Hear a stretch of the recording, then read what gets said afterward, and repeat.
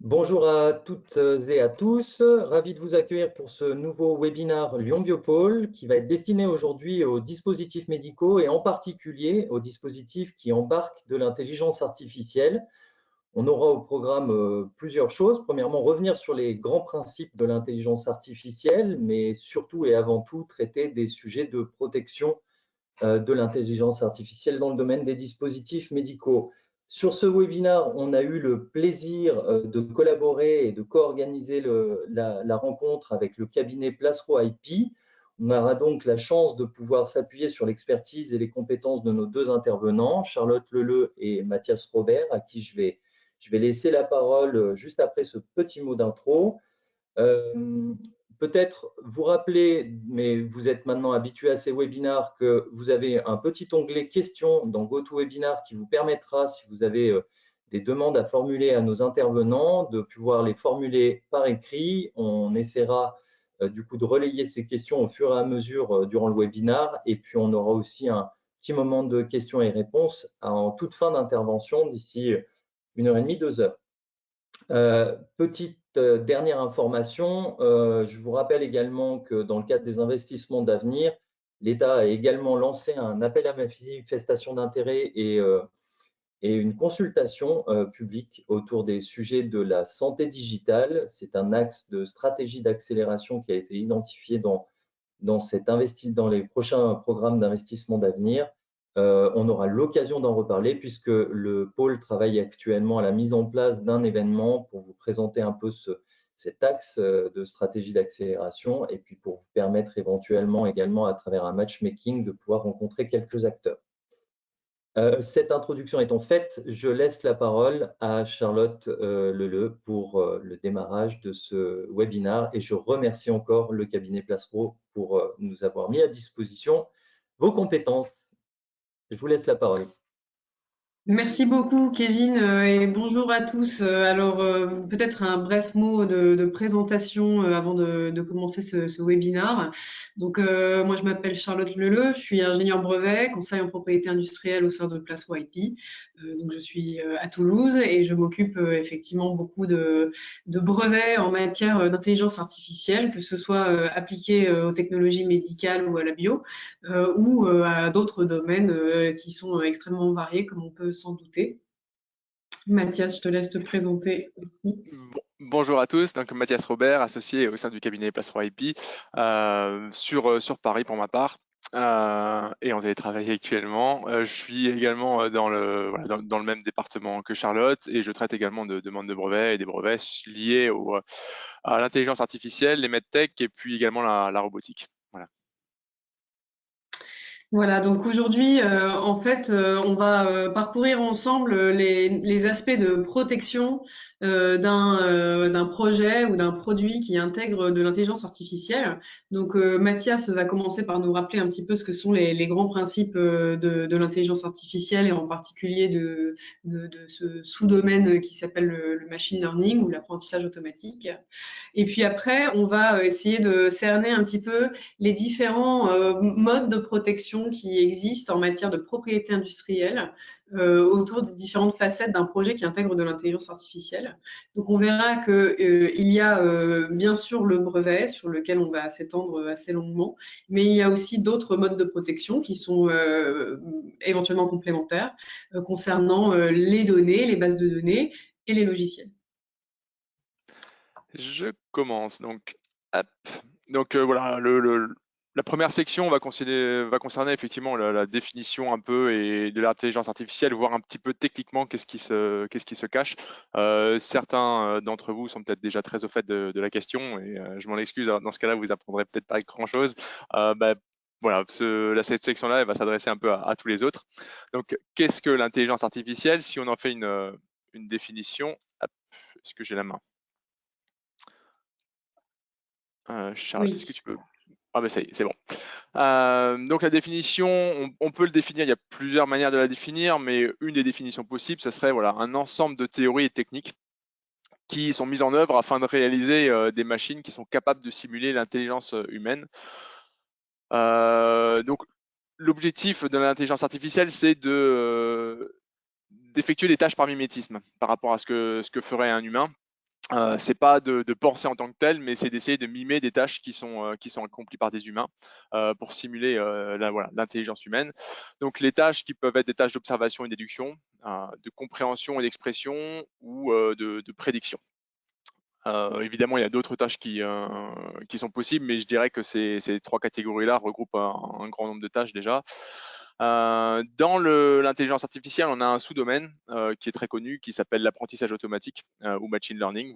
Vous le connaissez sans doute plus souvent par l'appellation anglaise, qui est également un champ d'étude de l'intelligence artificielle, qui se fonde pour le coup sur des approches statistiques pour donner aux ordinateurs la capacité d'apprendre à partir de données, sans être explicitement programmé pour chaque fonction à réaliser. Ça veut dire que on va demander à la machine non pas de réaliser des opérations qui auraient été codées en amont, où l'ensemble des tests seraient codés en amont, mais on va lui permettre, je dirais, de penser par elle-même à partir d'un modèle qu'elle aura appris, à partir de données. Donc on voit qu'il y a des choses qui sont extrêmement importantes, c'est le modèle en tant que tel, la capacité d'apprendre, mais également les données. On n'est pas surpris, on entend souvent parler des données. L'apprentissage automatique, ici, on le divise en 4 catégories. L'apprentissage automatique classique, l'apprentissage par renforcement, les méthodes ensemblistes et enfin les plus connues, ce qu'on appelle les réseaux de neurones. On va passer chacune de ces catégories en commençant par l'apprentissage automatique classique. Donc, lui-même se divise en 2 catégories. Il y a la catégorie des apprentissages supervisés et la catégorie de l'apprentissage non supervisé. Dans le supervisé, en fait, on a un ensemble de données de départ qui sont ici les images de pommes et de tomates avec ce qu'on appelle des labels ou des annotations. On voit donc effectivement en texte tomate ou pomme en regard de chaque image. Donc, on va donner à la machine, au modèle, donc, qui est représenté en bleu, ces données d'entraînement. Et pour lui permettre d'apprendre justement un modèle, de différencier les images de tomates des images de pommes. Voilà. Une fois qu'on a fait cette phase d'entraînement ou de training et que le modèle il est pré-entraîné, à ce moment-là, on va pouvoir passer à l'étape qu'on appelle d'inférence, c'est-à-dire on va donner au modèle des images qu'il n'aura jamais vues, ce qui est représenté par l'image de la pomme verte en bas à gauche. On va demander au modèle de nous prédire l'annotation ou le label, c'est-à-dire de faire la prédiction à partir de nouvelles données. Voilà. Dans le cas d'un apprentissage non supervisé, on a toujours des données, mais on n'a que les images là, dans ce cas-là. C'est-à-dire qu'on n'a pas les labels ou les annotations. Donc on ne va pas lui apprendre nécessairement ce qu'est exactement une tomate ou ce qu'est exactement une pomme, mais à charge pour lui après d'essayer de regrouper ces images-là en différentes catégories.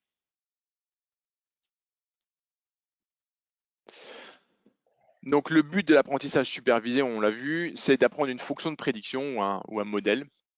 On l'appelle parfois également fonction de transfert, à partir d'exemples à noter.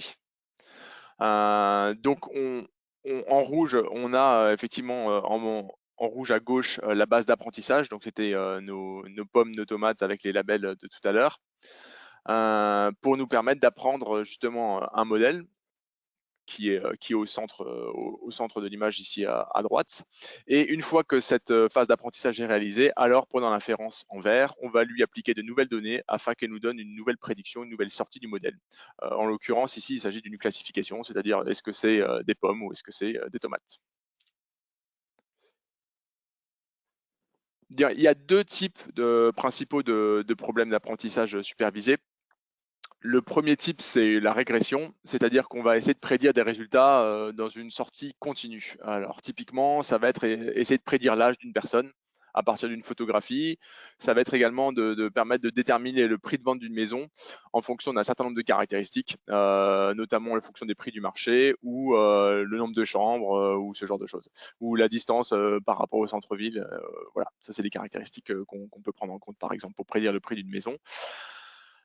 L'autre type de problème, c'est les problèmes de classification, on l'a vu, c'est d'essayer d'affecter les résultats suivant des catégories qui sont distinctes. Par exemple, on classifie, alors dans le domaine de la santé, on va classifier des images de grains de beauté en fonction du caractère bénin ou malin du grain de beauté. On va essayer de diagnostiquer une maladie en fonction d'une liste de symptômes. Voilà. Donc on a un ensemble, on n'a pas forcément toujours de classes, hein, on peut en avoir, je sais pas moi, une dizaine par exemple, en fonction de la complexité du modèle. L'apprentissage non supervisé, on l'a vu très rapidement, donc c'était d'apprendre sans supervision, c'est-à-dire à partir de données qui ne sont pas annotées. C'est-à-dire on n'a pas la petite étiquette de texte qui va nous dire c'est une tomate ou une pomme. C'est notamment utilisé dans les problèmes de classification dont on ne connaît pas les groupes à l'avance. On ne connaît pas forcément les caractéristiques communes de chaque groupe. C'est notamment le cas, par exemple, lorsqu'on souhaite segmenter un marché ou qu'on utilise ça également dans les systèmes de recommandation. Alors, les systèmes de recommandation, on en utilise tous les jours, parfois par défaut. C'est notamment tous les systèmes qui vont vous donner des recommandations sur les prochains livres à lire si vous êtes sur Amazon ou sur les prochains produits à acheter ou les prochains films qu'il faut regarder sur Netflix. Voilà, c'est derrière tout ça, il y a des systèmes de recommandation qui sont mis en œuvre. La catégorie suivante, c'est l'apprentissage par renforcement. Alors, on est dans un autre type d'algorithme. Donc là, on a fait un petit schéma très succinct du fonctionnement de l'apprentissage par renforcement. Donc, au centre de tout, je dirais, il y a un agent. Donc là, c'est Super Mario Bros. Auquel on va lui appliquer différentes actions. Donc, on va lui dire, tu peux aller à gauche, à droite, en avant, en arrière, tu peux sauter, tu peux t'accroupir dans un environnement. Voilà. Donc on va lui faire des actions dans cet environnement et en fonction de la réaction vis-à-vis de ces actions-là, il va recevoir des récompenses qui peuvent être positives. Si par exemple il a réussi à récupérer une pièce dans le jeu Mario, ou alors qui peuvent être négatives si par exemple il est tombé dans le vide ou s'il a rencontré un ennemi. Et en fonction de ces récompenses-là, il va apprendre quels sont les meilleurs comportements à adopter en fonction de sa position dans l'environnement. Donc c'est un processus qui est itératif. On peut l'appliquer par exemple au programme de contrôle d'un robot chirurgical ou qui va être notre agent, ça va être effectivement être le robot où on va lui demander de faire des actions dans un environnement qui aura certaines caractéristiques. Alors ces caractéristiques-là peuvent être l'état du patient ou l'objet de l'intervention ou ce genre de choses. Et la récompense peuvent être liées par exemple à la performance de l'opération, à la durée d'anesthésie, au volume de sang perdu et voilà, ce type de caractéristiques. C'est également très utilisé dans les programmes de conduite autonome des véhicules également. Alors on arrive à la troisième catégorie qui est les méthodes ensemblistes. Donc l'idée des méthodes ensemblistes, c'est de pas utiliser un seul modèle de décision pour faire pour réaliser la tâche, que ce soit de prédiction ou autre, mais c'est d'utiliser une combinaison, un ensemble de modèles de décision pour obtenir des performances qui sont améliorées. Alors un algorithme qui est très connu dans ce domaine-là, c'est les random forest, pour ceux d'entre vous qui l'ont peut-être déjà rencontré. C'est principalement utilisé pour les applications de classification ou des décisions qui utilisent une classification, mais on pourrait l'imaginer dans d'autres cas d'application. On a mis un exemple dans le domaine de la santé qui est par exemple la détermination d'une phase de sommeil à partir d'un ensemble de paramètres, qui est un exemple qu'on a pu rencontrer de notre côté. Donc comment ça fonctionne? On voit qu'il y a des données disponibles qui sont en haut du schéma à droite.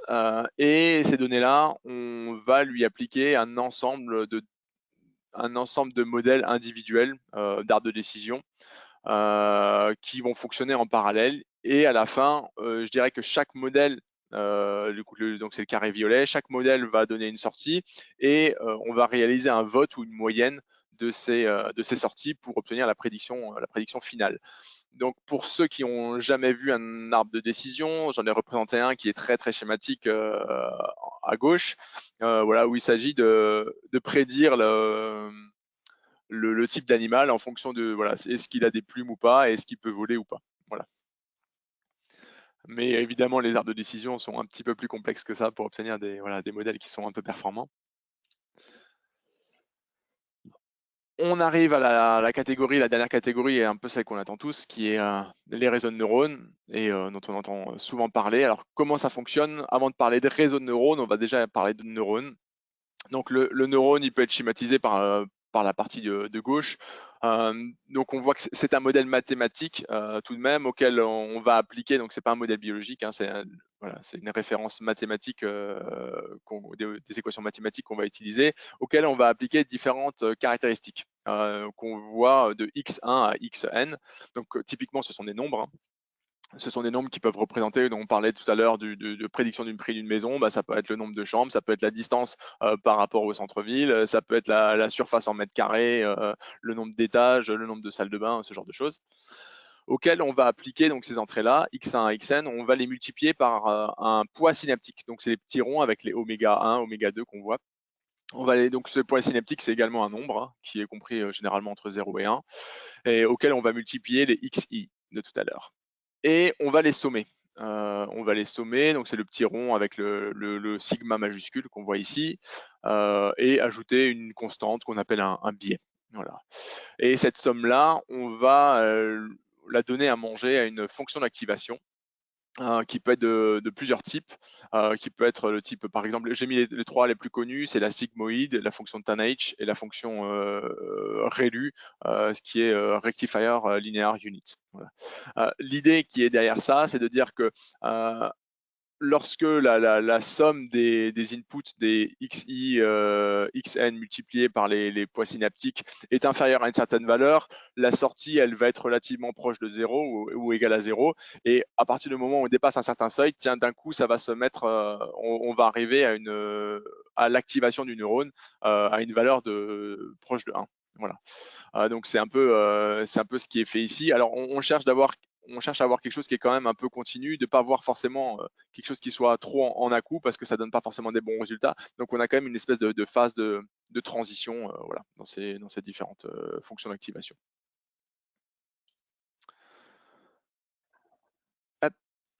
L'entraînement, donc voilà, une fois qu'on a ces neurones-là, on va les mettre en réseau. Donc ici, on voit un réseau très simplifié de neurones. Donc on a plusieurs neurones d'entrée. Il y a autant de neurones d'entrée qu'il y a de paramètres d'entrée. Donc si vous avez 10 paramètres, par exemple, voilà, dont on parlait tout à l'heure, le nombre de chambres, la distance, tout ça, s'il y a 10 paramètres, vous aurez 10 neurones d'entrée. Vous avez une ou plusieurs couches cachées. Ici, on a représenté un modèle simple où il n'y a qu'une seule couche cachée.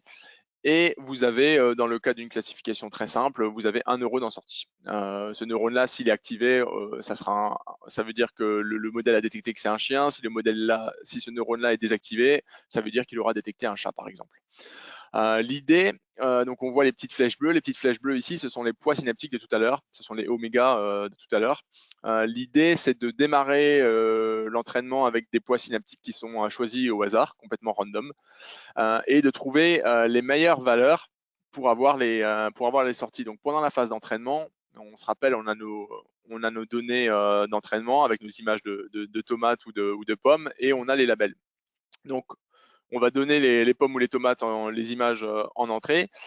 Les entrées, ça pourrait être par exemple ici chacun des pixels. Alors ici, on voit qu'il y a très peu de neurones, hein, donc il faut imaginer qu'il y en a beaucoup plus autant que de pixels par exemple que de l'image.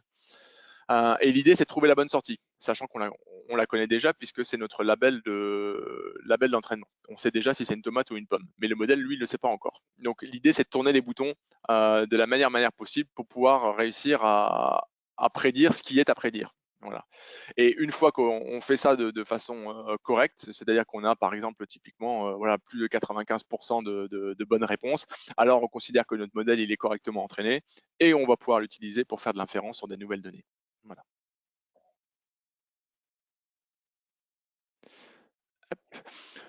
Donc les réseaux de neurones, donc on l'a vu. Alors qu'est-ce que c'est que des réseaux de neurones profonds qui sont utilisés dans ce qu'on appelle le deep learning? Alors la profondeur du réseau, je vais revenir peut-être sur la slide juste avant, c'est le nombre de couches cachées. Donc ici on voit on n'a qu'une seule couche cachée, mais il faut imaginer qu'on peut avoir plusieurs couches cachées, une dizaine, une vingtaine de couches cachées. Et ça nous fait des modèles qui sont de plus en plus complexes et qui sont de plus en plus performants. C'est aussi des modèles qui demandent plus de données, forcément, pour pouvoir les entraîner et qui sont un petit peu plus difficiles à entraîner, mais qui vont nous donner des résultats qui sont meilleurs sur des tâches qu'on souhaite lui faire faire. Donc, il y a plusieurs types de réseaux de neurones. Le plus simple qu'on a vu tout à l'heure, c'est le réseau de neurones fully connected ou entièrement connecté qu'on voit ici en haut à gauche. qui est par exemple utilisé pour de la classification. On a en haut à droite les réseaux de neurones convolutifs. C'est des réseaux de neurones qui sont très utilisés dans le domaine de l'imagerie, pour prédire soit de la classification de l'imagerie ou notamment, voilà. En bas à gauche, on a les domaines type RNN, donc Recurrent Neural Networks, donc les réseaux de neurones récurrents. Notamment dans cette catégorie-là, il y en a qui sont très utilisés qui s'appellent LSTM, donc c'est Long Short Term Memory. C'est des réseaux de neurones qui sont très utilisés dans le domaine du traitement du langage notamment, ou qui peuvent également être utilisés pour des données type time series. Donc c'est des données par exemple d'électrocardiogramme, tout ce qui est lié à la finance ou au bruit ou au son, des choses comme ça. Il y a d'autres réseaux qu'on appelle GAN, c'est Generative Adversarial Network, donc c'est des réseaux de neurones génératifs adversaires qui sont utilisés notamment pour faire pour générer de nouvelles images, mais ça pourrait également être utilisé pour générer de nouvelles types de molécules et des choses comme ça.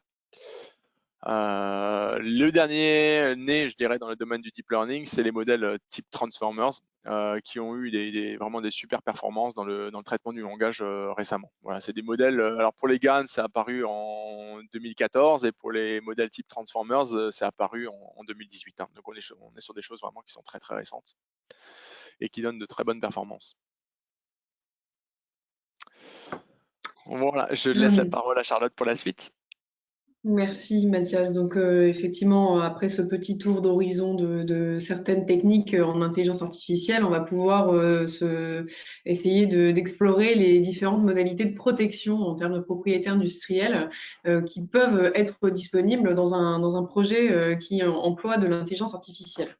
Alors pour ça, on va essayer de décortiquer un petit peu un projet d'IA en fonction des briques de valeur, c'est-à-dire où est-ce que moi, en tant que porteur du projet, j'ai apporté une valeur ajoutée qui a permis à mon projet d'aboutir et de produire des résultats ou des performances qui n'étaient pas obtenues jusqu'à présent.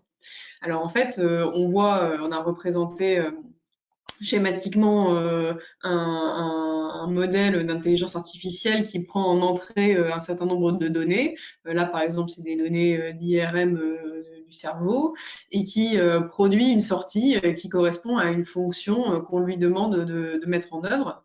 Et donc, il y a un certain nombre d'endroits, de briques de valeur où je peux apporter en fait un perfectionnement, une amélioration. Déjà, ça peut être dans la fonction elle-même, évidemment, de mon modèle, la fonction qui permet d'obtenir la sortie que je veux en fonction des données que je lui donne en entrée. Mais également, il peut y avoir un travail qui est mené au niveau soit de la sélection, de la nature des données d'entrée que je vais donner à manger à mon modèle, de l'annotation que je vais faire pour identifier les caractéristiques qui sont pertinentes dans les données d'entrée ou la façon éventuellement dont je vais les traiter pour extraire des caractéristiques pertinentes qui vont être les caractéristiques sur la base desquelles le modèle d'apprentissage va tourner. Donc ces données-là, une fois que je les ai traitées, j'en constitue une base de données d'apprentissage qui est la base de données vraiment à haute valeur ajoutée puisque c'est celle sur laquelle je vais faire tourner mon modèle. Dans certains cas, je peux avoir aussi de la valeur ajoutée dans la manière dont je mets en œuvre l'apprentissage, puisqu'il peut y avoir une nouvelle fonction pour l'apprentissage qui est proposée. Il y a certaines fonctions qui sont connues ou certaines techniques qui sont classiques de remontée de gradient, ce genre de choses. Mais on peut très bien envisager, parce que les données sont de nature spécifique ou parce que le modèle il est de nature spécifique, d'avoir un mode d'apprentissage différent. Et puis aussi, je peux très bien proposer un modèle qui est nouveau parce qu'il est spécifique à une certaine tâche. Par exemple, je peux proposer une nouvelle structure de réseau de neurones qui est particulièrement adaptée pour mettre en œuvre la fonction que je veux lui demander. Alors ça, c'est pour l'amont, on va dire, c'est pour la phase d'entraînement du modèle. Et puis, il faut pas oublier que, bien sûr, je peux avoir une valeur ajoutée très forte au niveau de l'utilisation de mon modèle, puisque sinon, je l'aurais pas forcément généré, j'aurais pas forcément dépensé des investissements massifs pour entraîner ce modèle. Et donc, il faut identifier un petit peu quels sont les résultats ou quelle est l'utilisation qu'on va faire de ce modèle une fois qu'il est entraîné. Donc, par exemple, on peut très bien imaginer un dispositif médical qui embarque un modèle entraîné. Par exemple, je ne sais pas, un thermomètre ou n'importe quel dispositif médical qui permet de mesurer des valeurs et d'en extraire des informations pertinentes. Ça peut très bien être un produit commercial qui intègre un modèle d'IA entraîné. Également, on peut envisager que mon modèle d'apprentissage automatique, mon modèle d'IA, il va s'inscrire plus globalement dans un système plus complexe ou dans un procédé plus complexe, dans lequel il va, par exemple, être embarqué sur un cloud, recevoir des données pertinentes d'un dispositif connecté, d'un capteur connecté, d'un téléphone mobile, etc., les traiter et éventuellement, à partir des données qu'il a traitées et des informations qu'il en a extraites, renvoyer soit des données pertinentes, soit contrôler un dispositif, envoyer des instructions, ce genre de choses. Et puis, il faut aussi avoir en tête qu'un modèle d'apprentissage automatique peut aussi lui-même être conçu pour générer ou pour produire des choses qui peuvent être des produits, qui peuvent être des médicaments, par exemple, qui peuvent être des nouvelles formulations, qui peuvent être des séquences d'ADN.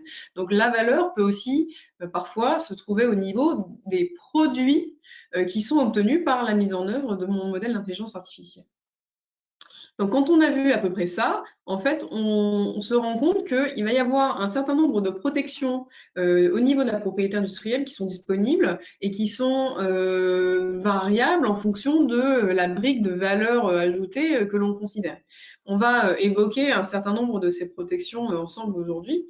Une première, c'est évidemment le brevet, puisque le brevet, c'est un titre de propriété industrielle qui va protéger tout ce qui concerne les inventions techniques, les inventions technologiques.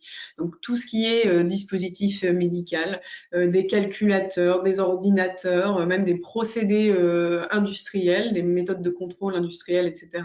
Tout ça peut être protégé par le biais du brevet.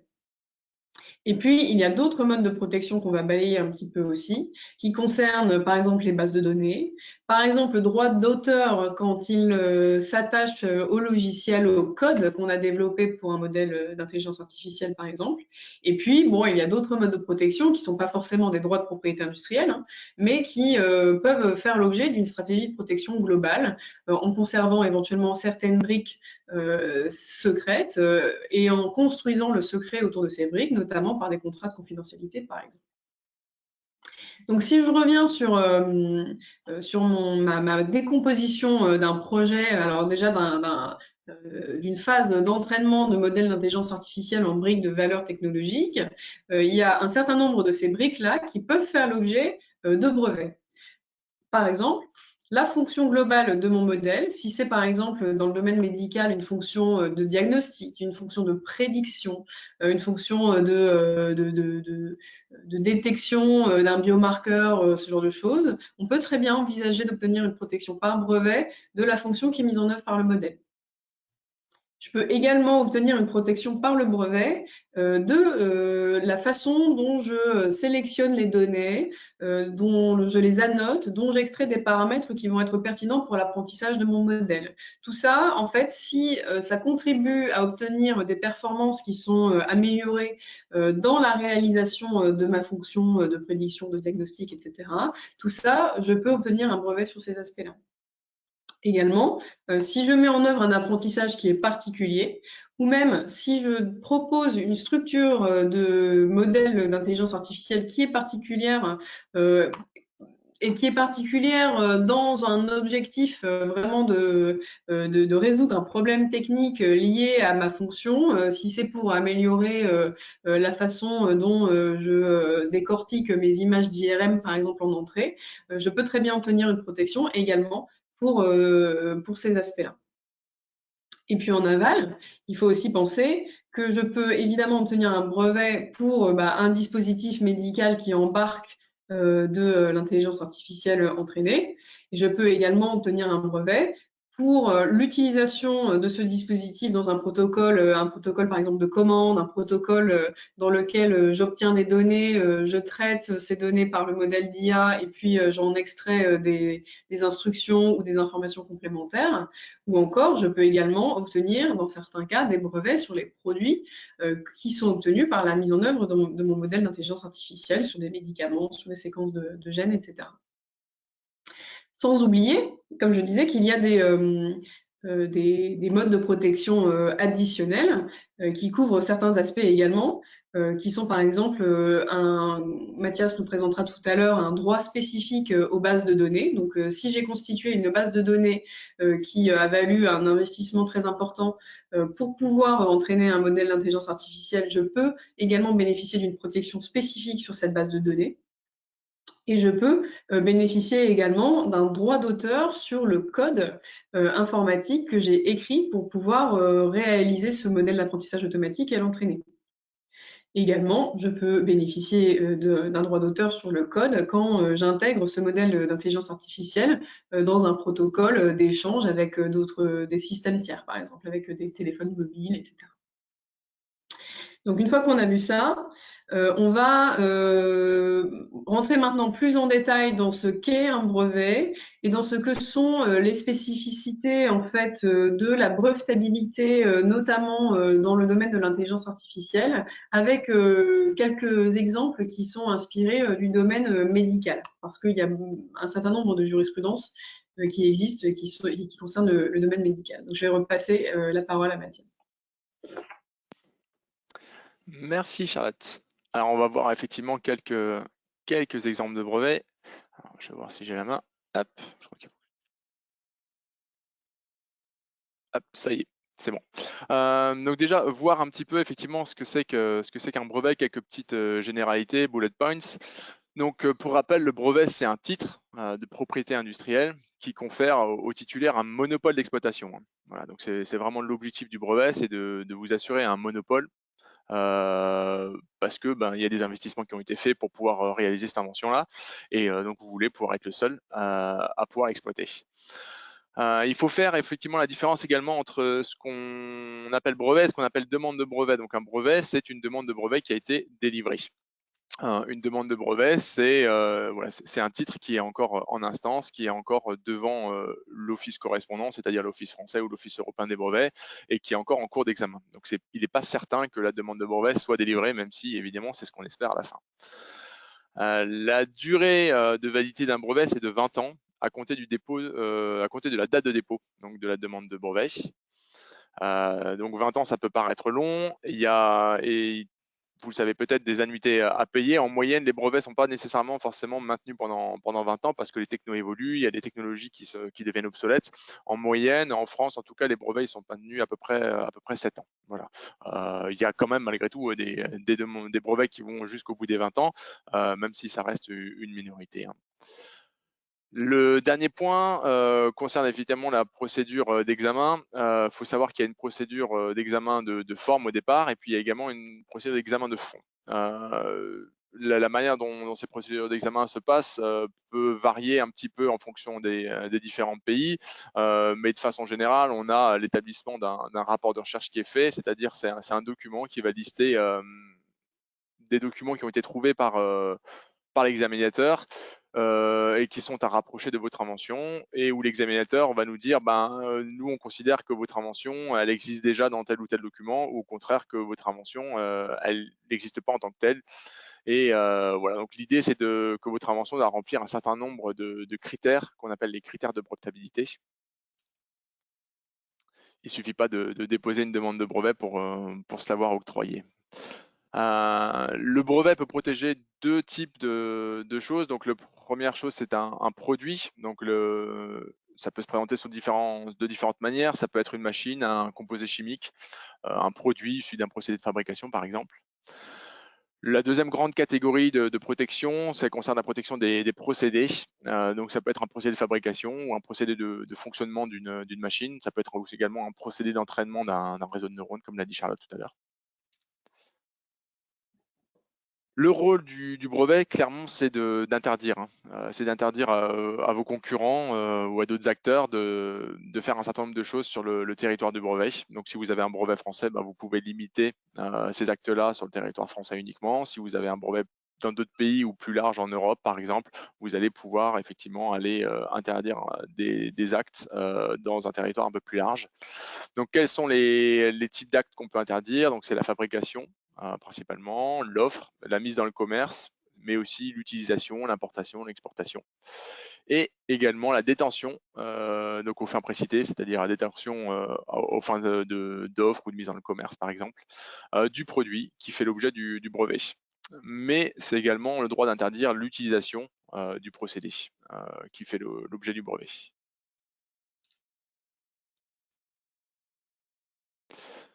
Donc, si vous avez déjà eu entre les mains un brevet, vous savez que ça se présente sous la forme d'un document papier, PDF ou ce qu'on veut, qui comporte un certain nombre de pages. Et la première page, elle ressemble un peu à ça. Alors évidemment, suivant les pays, ça varie un petit peu, mais on retrouve quand même un certain nombre d'éléments qui sont communs. Notamment, on va trouver en haut à gauche le pays, on va retrouver un certain nombre de numéros en haut à droite, qui sont les numéros de dépôt et les numéros de publication, qui vont vous permettre de retrouver votre brevet dans des bases de données publiques.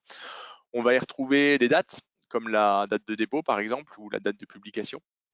On va y retrouver l'identification du titulaire, c'est-à-dire à quelle entreprise appartient le brevet, et aussi quel est l'inventeur qui est à la base le ou les inventeurs qui sont à la base de l'invention.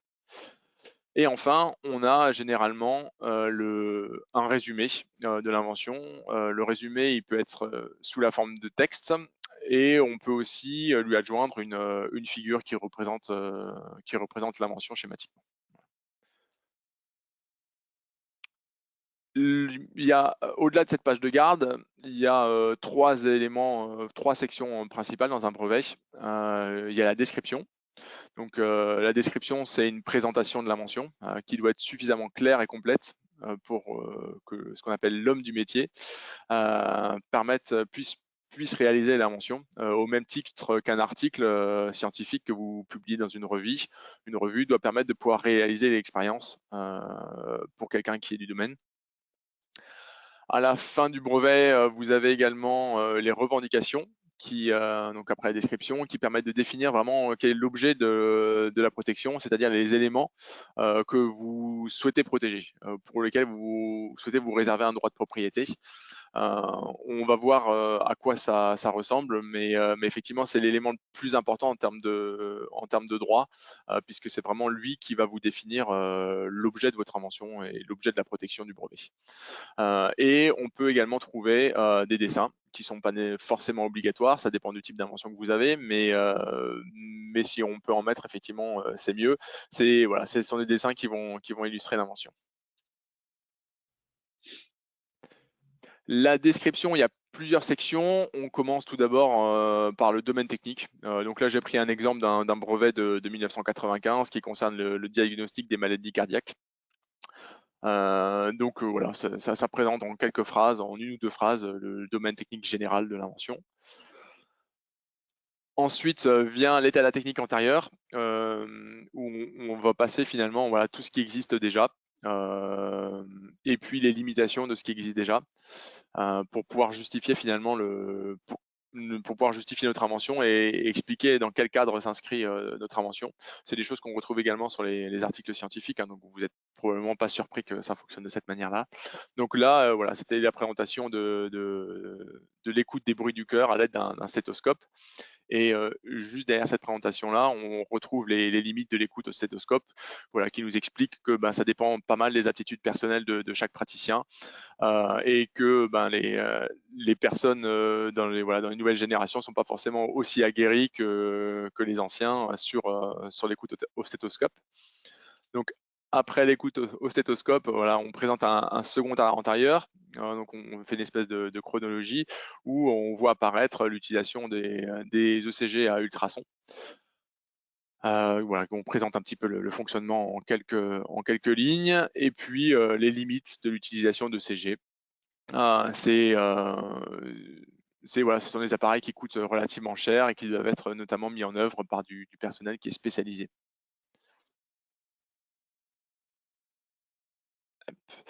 Une fois qu'on a dit ça et qu'on a présenté les limitations et les problèmes qui se posent dans l'art antérieur, on explique en quoi notre invention elle permet de résoudre ces problèmes-là, et on va la décrire un petit peu en détail, en référence au dessin si on en a, en référence aux figures. Donc on voit qu'il y a des numéros 101, 102, voilà, qui sont des numéros qui sont utilisés également dans les figures. Et tout à la fin, après la description, on arrive enfin à l'objet le plus important, qui est les revendications, donc qui se présentent sous la forme voilà, d'une phrase ou d'un ensemble, d'un groupe de mots. Voilà, il n'y a pas de point intermédiaire, ça commence par une majuscule ici, ça finit par un point à la fin, donc c'est pas forcément ce qu'il y a de plus facile à lire. C'est un peu un reproche qu'on nous fait souvent, mais voilà, je dirais que c'est le formalisme des brevets qui veut ça. Et on va expliquer avec un ensemble de mots les différentes caractéristiques de votre invention. Donc là, en l'occurrence, il s'agit d'un procédé. Donc on va expliquer les différentes étapes du procédé qui est revendiqué. Il y avait également dans ce brevet-là, donc il y avait des revendications de procédés, mais il y avait également des revendications qui sont liées au dispositif. Donc au-delà du procédé d'analyse des bruits du cœur, il y a un dispositif d'analyse où on va retrouver en caractéristique voilà, des moyens de détection, des moyens de classification et un système expert. Donc on voit ici que on vient appliquer de l'intelligence artificielle, à savoir un algorithme de type système expert qui se base sur justement des arbres de décision et des règles qui sont encodées. Donc c'est des algorithmes qui ne sont pas les algorithmes actuels, hein. Je disais, c'est un brevet de 1995, donc on se réfère effectivement à des algorithmes ici qui sont un petit peu anciens. Mais voilà, c'est un exemple de demande de brevet ou de brevet où on utilise de l'IA dans le domaine des medtech. Voilà. Hop. Et à la fin, on avait une figure donc, qui représente schématiquement le dispositif avec les différents moyens les différentes caractéristiques qui sont mis en œuvre, et on retrouve le système expert tout en bas au numéro 107. Voilà. Avec en sortie le diagnostic. Je te laisse la main sur les critères de brevetabilité. Ouais, et donc en fait, comme Mathias vous a indiqué tout à l'heure, quand on dépose une demande de brevet, elle fait nécessairement l'objet d'un examen en vue de déterminer si l'invention qu'on a revendiquée dans les revendications satisfait les critères de brevetabilité. Alors les critères de brevetabilité, on va les passer en revue. Il y en a 3 essentiellement qui sont à peu près les mêmes dans le monde entier, même s'ils ne sont pas forcément appréciés de la même manière d'un pays à l'autre. Donc là, on va plutôt se pencher sur la pratique européenne qui est très très proche de la pratique française.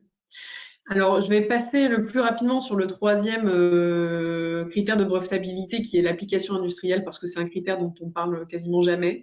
Il faut que l'invention soit utilisable ou réalisable dans l'industrie. Alors, l'industrie, c'est au sens très large du terme. En quelque sorte, le seul cas où l'invention ne remplit pas le critère d'application industrielle, c'est quand vous pensez avoir inventé une nouvelle machine à mouvement perpétuel qui défie un petit peu les lois de la physique, et où là, l'Office va considérer que ça n'existe pas, ça ne peut pas exister, c'est contraire aux principes de la physique, et donc ce n'est pas susceptible d'être réalisé dans l'industrie. À part ça, il n'y a jamais de problème d'application industrielle, donc je passe.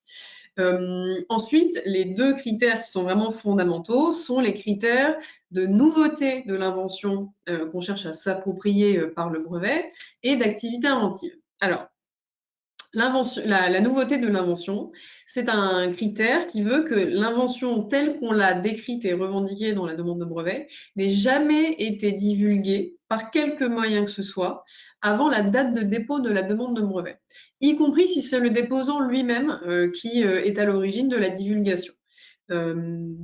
Alors, s'il y a une seule chose à retenir en matière de brevetabilité des inventions en matière de réflexe de base, c'est que si jamais vous avez inventé quelque chose et que vous envisagez d'obtenir un brevet sur cette invention, il ne faut pas en parler, il ne faut pas la divulguer avant que la demande de brevet soit déposée, parce que sinon, vous avez perdu votre droit au brevet. Vous avez créé vous-même une antériorité de votre invention qui sera opposable à toute demande de brevet que vous pourrez déposer, et donc vous ne pourrez pas obtenir de brevet pour cette invention. Donc, la nouveauté, c'est ça, elle est considérée par rapport à tout ce qui a été rendu accessible au public en termes d'information jusqu'à la date de dépôt de la demande de brevet. Et l'activité inventive, c'est un critère qui va un petit peu au-delà de la nouveauté, qui dit non seulement l'invention doit être nouvelle, mais en plus, elle ne doit pas être complètement évidente par rapport à ce qui existait déjà. C'est-à-dire que si j'ai pris un objet qui existait déjà et que j'ai fait quelques ajustements mineurs très classiques, si j'ai remplacé un module de cet objet par quelque chose qui remplit exactement la même fonction, qui est bien connu comme étant un équivalent fonctionnel, par exemple, je ne remplirai pas le critère de l'activité inventive. Donc c'est un critère qui va au-delà de la nouveauté pour empêcher qu'on attribue des brevets pour des inventions qui ne le méritent pas, clairement, et donc on embolise comme ça un petit peu le progrès technologique. Alors, la définition exacte de la nouveauté, c'est qu'une invention, elle est nouvelle si elle n'est pas comprise dans l'état de la technique. Alors, l'état de la technique, c'est quoi? C'est toutes les sources d'informations qui ont été rendues accessibles au public, c'est-à-dire divulguées, publiées, écrites, affichées, mentionnées sur les sites internet, etc.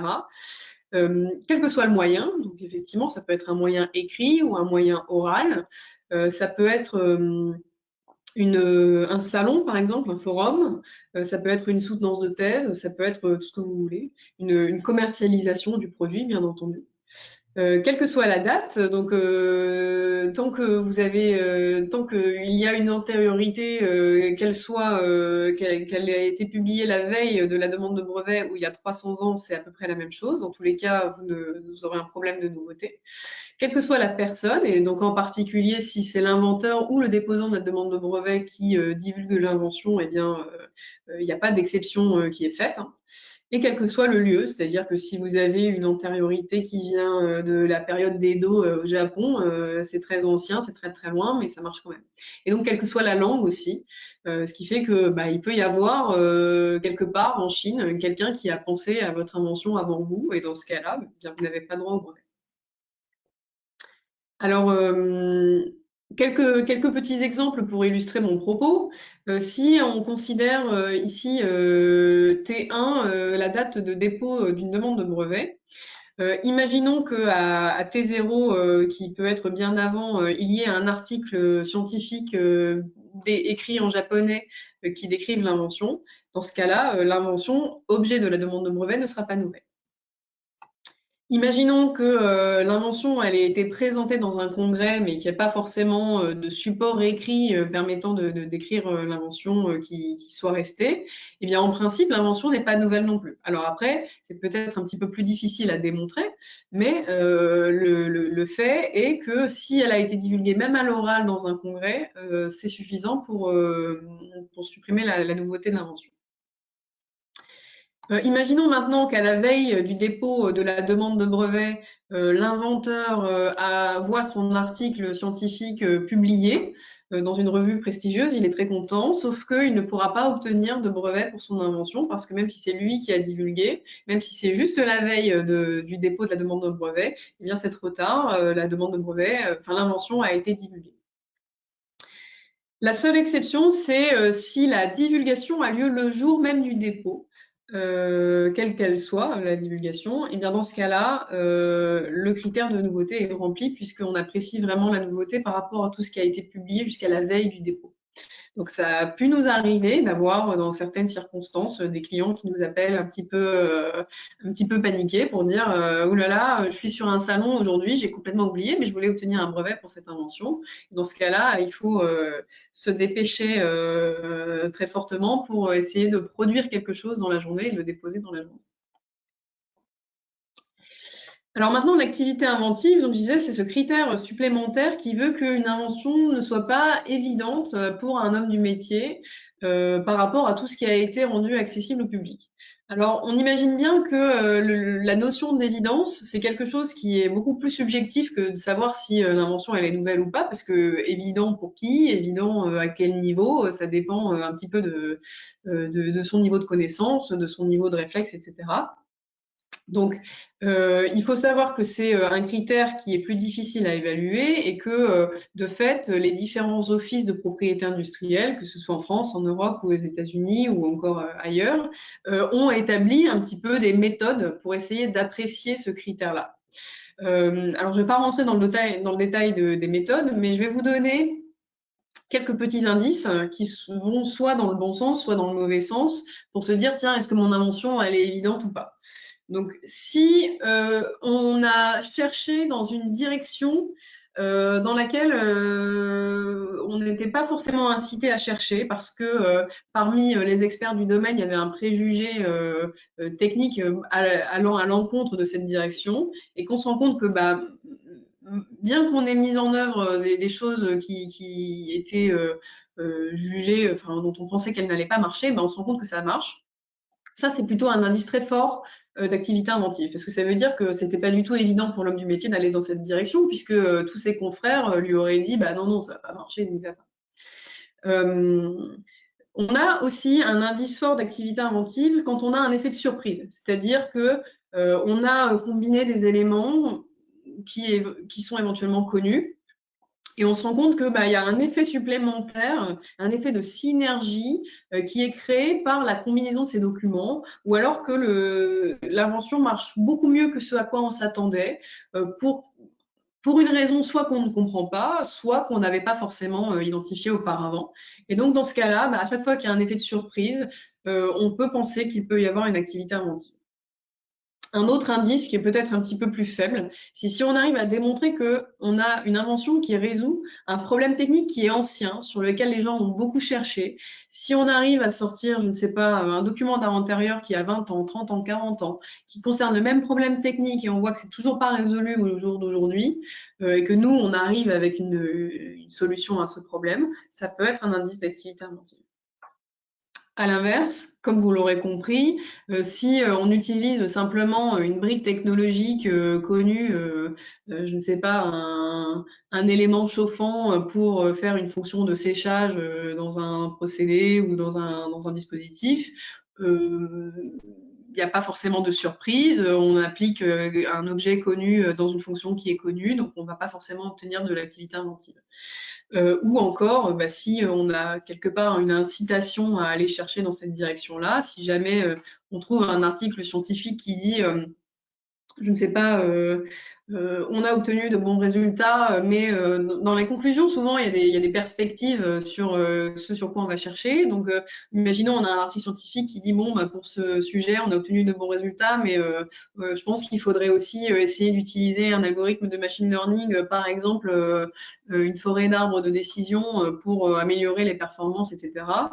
En général, si vous avez ce genre de choses, ce genre de suggestions qui se trouvent dans la littérature et qui pointent exactement vers l'invention que vous avez obtenue, ça peut compromettre l'activité inventive de votre invention. Alors, il y a un autre critère qui n'est pas vraiment un critère de brevetabilité de l'invention, mais qui porte sur le brevet lui-même. C'est un critère de validité du brevet, c'est-à-dire que si ce critère n'est pas rempli, votre brevet peut être annulé. C'est la suffisance de description. En fait, la suffisance de description, c'est ce que disait Mathias tout à l'heure. Il faut que dans la description de la demande de brevet, vous ayez décrit l'invention suffisamment en détail pour qu'un tiers puisse la reproduire. Pourquoi? Parce que on revient en fait à l'origine même du brevet, c'est-à-dire que le brevet, c'est un monopole, c'est un droit exclusif d'exploitation d'une invention. En contrepartie de quoi l'inventeur donne la recette de son invention au public, parce que les brevets sont publiés, ils sont publiés 18 mois après le dépôt. Et donc l'origine du brevet, c'est de faire partager les connaissances, de faire partager l'information scientifique et technique, tout en donnant une forme d'assurance à la personne qui partage ses connaissances par un monopole sur l'exploitation de son invention, qui est un monopole fini dans la durée puisqu'il dure que 20 ans. Donc si la description n'est pas suffisamment claire ou suffisamment complète pour pouvoir reproduire l'invention, ça veut dire que vous n'avez pas rempli votre part du marché et donc que vous n'avez pas droit à un brevet valable. Et une fois qu'on a dit ça, il y a un certain nombre d'objets qui ne sont pas brevetables. En fait, il n'y a pas vraiment de définition dans le droit de ce que c'est qu'une invention brevetable, mais il y a une liste de choses qui sont exclues du champ des objets brevetables. Alors, parmi ces choses, on trouve par exemple les principes scientifiques, les théories scientifiques et les méthodes mathématiques. On trouve également, alors c'est écrit noir sur blanc dans le droit, que les programmes d'ordinateur ne sont pas des inventions brevetables. Alors, cette mention-là, elle est à l'origine d'un très grand nombre de préjugés chez les entreprises en particulier, qui se disent bah, c'est un logiciel, donc c'est pas brevetable. Alors en fait, oui et non. Les logiciels sont probablement les objets qui sont les plus fréquemment brevetés aujourd'hui, hein, en termes de nombre de dépôts et en termes de taux de croissance aussi des dépôts. Je pense que les logiciels tiennent la barre haute. En fait, il faut avoir en tête que cette exclusion, elle est elle-même assez limitée, puisqu'elle ne s'applique que si l'objet exclu est revendiqué en tant que tel. C'est-à-dire, si j'ai simplement une méthode mathématique, y égale à x plus b, ça, c'est pas brevetable. Mais par contre, si j'intègre cette méthode mathématique dans un procédé technique comme, je ne sais pas, un procédé de filtrage ou un procédé de traitement d'image, etc., dans ce cas-là, je sors de cette exclusion. Et c'est la même chose pour les programmes d'ordinateur, c'est-à-dire que à partir du moment où vous intégrez votre programme d'ordinateur dans une machine, dans un téléphone mobile, dans un dispositif médical ou dans un procédé technique, industriel, eh bien, dans ce cas-là, il n'y a plus aucun problème d'exclusion à la brevetabilité. Alors, quand on s'est dit ça, on sent bien que, étant donné que l'intelligence artificielle, elle est à la frontière entre des programmes d'ordinateur d'un côté et des mathématiques de l'autre côté, on va peut-être avoir un peu de problème. Donc, un petit peu, mais des problèmes qui sont quand même assez contraints, comme on va le voir. Alors, quand on traite une demande de brevet qui concerne de l'intelligence artificielle, la pratique standard en Europe, c'est une pratique à double et, elle s'appelle comme ça, comme une course de et, où on va voir qu'il y a deux obstacles un petit peu spécifiques à franchir. Alors, le premier obstacle, c'est ce que je viens de vous mentionner, le fait que l'invention soit considérée ou pas comme une invention brevetable. Est-ce que c'est quelque chose qui est exclu de la brevetabilité, comme une méthode mathématique ou un programme d'ordinateur en tant que tel, ou est-ce qu'on considère que c'est une invention technique qui va au-delà d'une méthode mathématique ou un programme d'ordinateur en tant que tel? Alors, en fait, ce qu'il faut savoir, c'est qu'à partir du moment où, dans les revendications de votre demande de brevet, il y a des moyens techniques, des dispositifs techniques, comme par exemple un dispositif médical, ou encore comme des moyens informatiques, comme un ordinateur, une mémoire, un réseau, n'importe quoi, eh bien, à partir du moment où vous avez le moindre dispositif technique, physique, eh bien, on sort de cette exclusion à la brevetabilité, donc il n'y a plus de problème. Donc ça veut dire que c'est quand même une première haie qui est relativement facile à franchir. En revanche, attention, parce que même si on est dans le domaine de l'intelligence artificielle, on peut avoir des termes qui sont avec une connotation qui est quand même assez technique chez les spécialistes. Quelque chose comme du machine learning, ça suppose quand même qu'il y a une machine qu'on entraîne, etc. Ou encore un réseau de neurones artificiels, on va bien comprendre que ce n'est pas des neurones biologiques et qu'il y a des moyens informatiques qui sont derrière. Mais en réalité, ces termes-là ne sont pas encore aujourd'hui considérés par les offices comme des termes techniques en tant que tels. C'est-à-dire qu'un réseau de neurones artificiels peut être considéré par un office comme étant finalement une sorte de modèle mathématique intellectuel bon, finalement, on pourrait très bien, avec un papier et un crayon, essayer d'apprendre un réseau de neurones à la main. Alors, c'est discutable, mais c'est comme ça. Donc, ça veut juste dire que si vous avez juste un réseau de neurones ou un modèle d'apprentissage automatique dans votre revendication, ça ne suffit pas. Et donc, il faudra intégrer des moyens techniques. L'autre option de le faire, et notamment quand on est dans le domaine médical, c'est que à partir du moment où on traite des données qui sont d'ordre technique, qui sont obtenues par des dispositifs médicaux, un électrocardiogramme, des données d'IRM, etc., et à partir du moment où on manipule ces données-là, même si on n'a pas précisé dans la revendication qu'on utilise un ordinateur, on est quand même déjà dans un domaine qui est considéré comme technique. Et donc, ce premier obstacle, il est déjà levé. Donc, résumé, pour ce premier obstacle, c'est plutôt facile.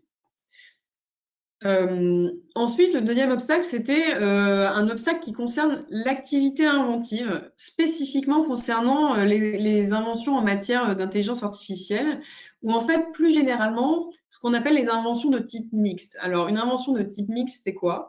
C'est une invention dans laquelle j'ai à la fois des caractéristiques qui sont techniques. Alors, des caractéristiques techniques, c'est quoi? C'est par exemple un ordinateur, un dispositif médical, un procédé industriel, tout ça, des capteurs, des actionneurs, du traitement d'image, tout ça, c'est technique. Ça peut être aussi des caractéristiques qui ne sont pas techniques quand elles sont considérées toutes seules comme ça, mais qui contribuent à avoir un rôle technique quand elles sont mises en œuvre dans une invention. Donc, un exemple particulier, typiquement, c'est celui d'une fonction mathématique, par exemple une transformée de Fourier, qui en elle-même est strictement mathématique, mais quand je l'applique dans un procédé appliqué à des données pour faire du filtrage, etc., eh bien, elle procure des effets techniques. Donc, dans ces cas-là, on considère que ce sont des caractéristiques techniques. Et par ailleurs, les inventions de type mixte comprennent aussi des caractéristiques qui ne sont pas techniques. Alors, les caractéristiques qui ne sont pas techniques, c'est des caractéristiques qui sont, par exemple, financières ou administratives. Ça peut être aussi des éléments sémantiques. Dans les offices de brevets, il faut savoir que tout ce qui est traitement du langage naturel, c'est quelque chose qui est très difficile à breveter parce que tout ce qui concerne le langage et les mots, c'est considéré comme n'étant pas technique. Et donc, en fait, ce qui va se passer pour ce type d'invention, c'est que l'activité inventive ne sera évaluée que en tenant compte des caractéristiques qui sont jugées techniques, donc celles que j'ai mises en vert là. Pour toutes les autres, même si elles sont très malignes, on ne va pas s'en occuper. On va les ignorer purement et simplement. Alors, je vous donne un exemple très simple. Imaginons une méthode mise en œuvre par un ordinateur qui comprend la réception de documents qui comprennent tous un titre, comme par exemple un ensemble de demandes de brevets. Et en fait, avec mon ordinateur, je vais classer l'ensemble de ces documents en fonction de l'ordre alphabétique appliqué à la première lettre du titre. Eh bien, imaginons une revendication comme ça. Qu'est-ce que va faire l'Office? Eh ben, il va dire, je vais regarder quelles sont les informations, les caractéristiques techniques. En l'occurrence, la seule chose que j'ai qui est technique, c'est un ordinateur. Et je vais regarder ce qui n'est pas technique. En l'occurrence, dans ma revendication, c'est tout le reste. Donc, je vais apprécier l'activité inventive uniquement au regard des caractéristiques que j'ai jugées techniques, donc c'est-à-dire un ordinateur. Je considère qu'un ordinateur, c'est déjà connu depuis des années et des années. C'est ma seule caractéristique, donc en fait, je ne prends pas en compte le reste et cette invention est complètement dépourvue d'activité inventive. Alors, qu'est-ce que c'est des caractéristiques techniques dans le domaine de l'IA, dans le domaine des medtech? En fait, des caractéristiques techniques, elles peuvent provenir, par exemple, de moyens techniques qui sont mis en œuvre. Si, par exemple, j'obtiens des données qui proviennent de capteurs, si, par exemple, j'ai un ordinateur, ou ça peut provenir également d'un certain nombre d'opérations qui sont mises en œuvre sur des données de nature technique pour obtenir un résultat particulier. Imaginons que je reçois des images et que je vais faire un traitement sur ces images pour obtenir un diagnostic, pour contrôler un dispositif médical, et imaginons un contrôle d'une machine, d'un scanner, par exemple, en fonction des images qui sont acquises en live, j'en sais rien, eh bien ça, on sera complètement dans des données techniques. Tout ce qui concerne le chiffrement des données aussi, pour des raisons de confidentialité, par exemple, c'est technique. Et également, les offices prévoient que certaines étapes sur l'entraînement d'un modèle d'intelligence artificielle, sur l'apprentissage, etc., peuvent aussi être considérées comme techniques si elles contribuent à résoudre un problème technique. Alors, on tourne toujours autour des termes de technique. En revanche, voilà, il faut garder en tête que tout ce qui est traitement du langage naturel, tout ce qui est traitement d'ordre administratif ou commercial, etc., ça n'est pas technique. Et puis même si, imaginons que j'ai un procédé de simulation qui soit très général et qui soit applicable à des systèmes très, très variés, que ce soit des systèmes, des schémas business ou que ce soit des systèmes techniques. On ne peut pas simplement dire dans une revendication de façon un petit peu cosmétique comme ça, pouf, ça ne concerne que des applications techniques sans les préciser. Ça ne marche pas non plus pour contribuer à ce caractère technique. Alors, on a une illustration qui concerne beaucoup plus les medtech et qui est inspirée directement d'une décision de jurisprudence de l'Office européen des brevets pour voir un petit peu comment c'est mis en œuvre en réalité cette appréciation d'une invention mixte avec des caractéristiques à la fois techniques et à la fois non techniques. Alors, cette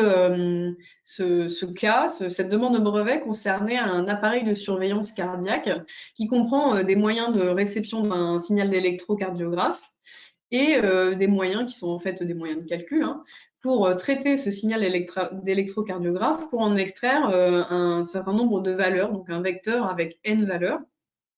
Et cet appareil implémente un réseau de neurones d'une structure particulière, qu'on n'a pas besoin de détailler ici, qui en fait va former un vecteur à partir des valeurs qu'on a extraites du signal électrocardiographe et qui va successivement comparer ce vecteur à deux familles de bases de données, enfin à deux bases de données.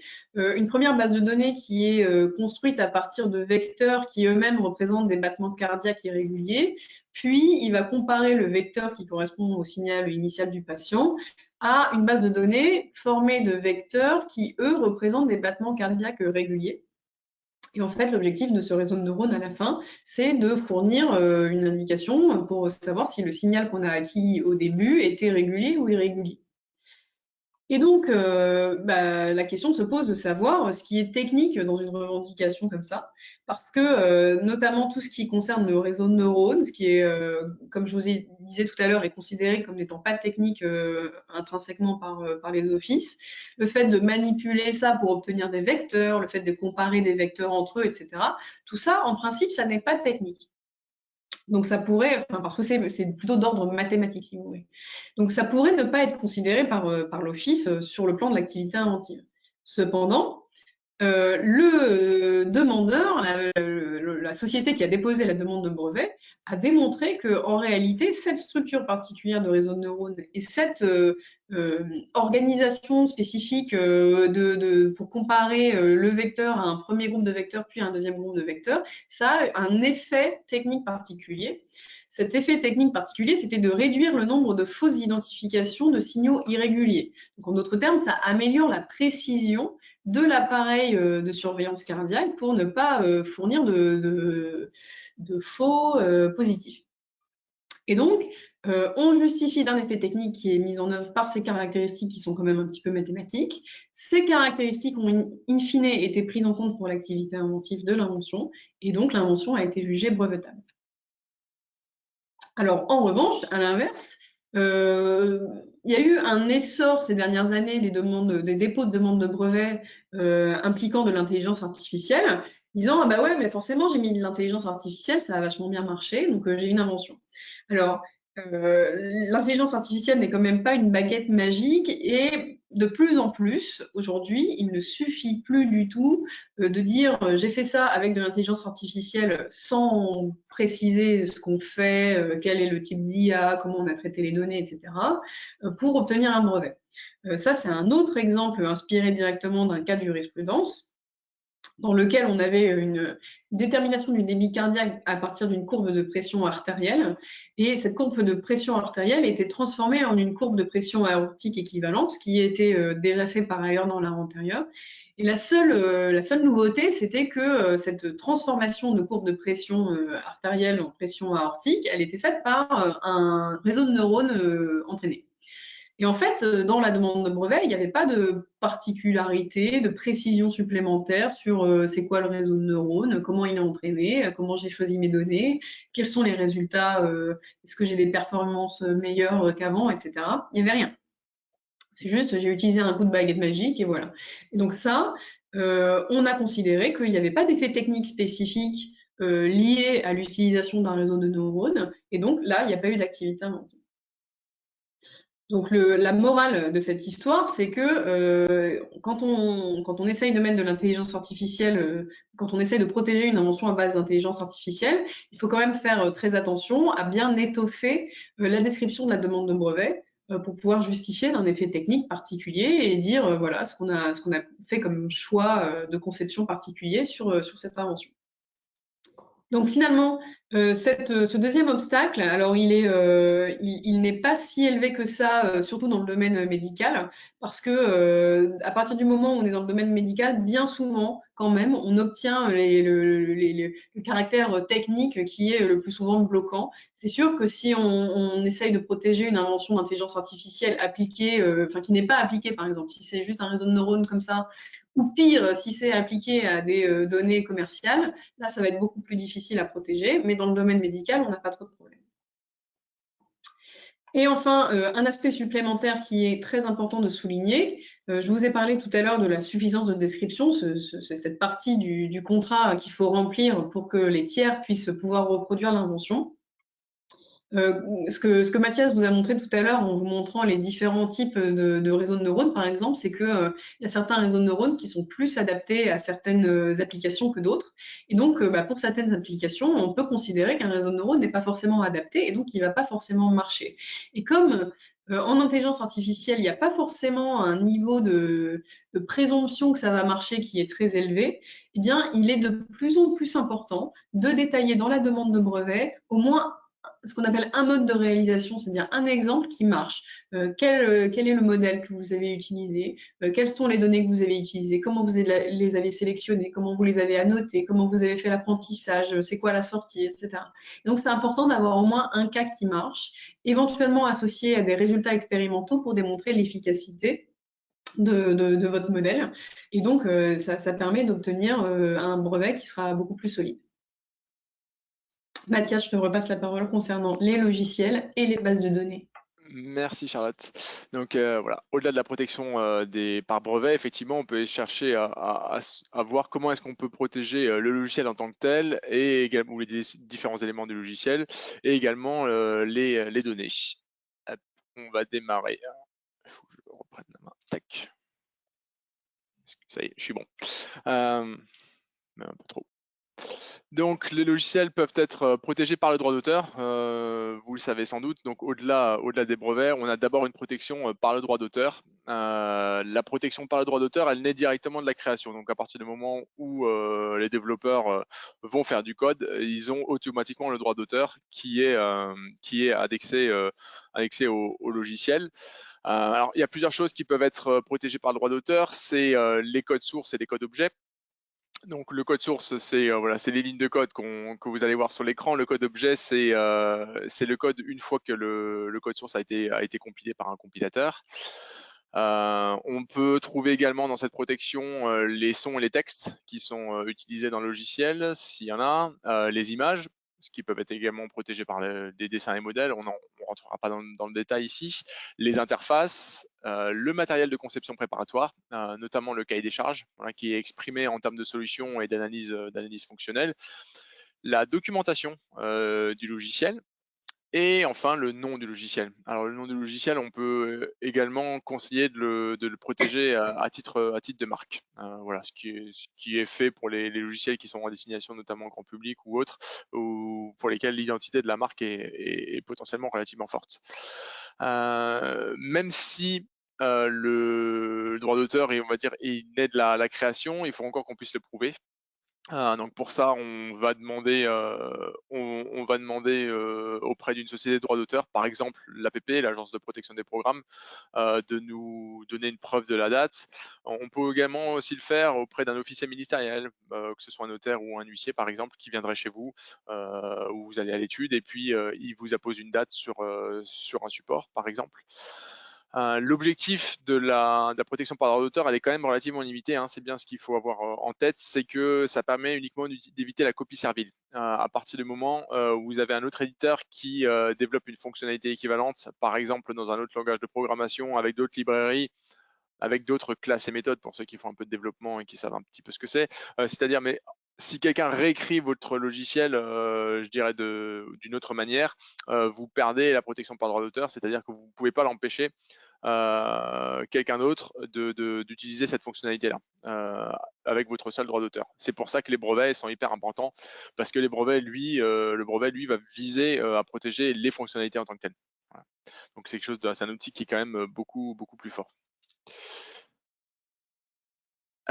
au-delà de la protection du logiciel, ce qui est important, on l'a vu, c'est les données.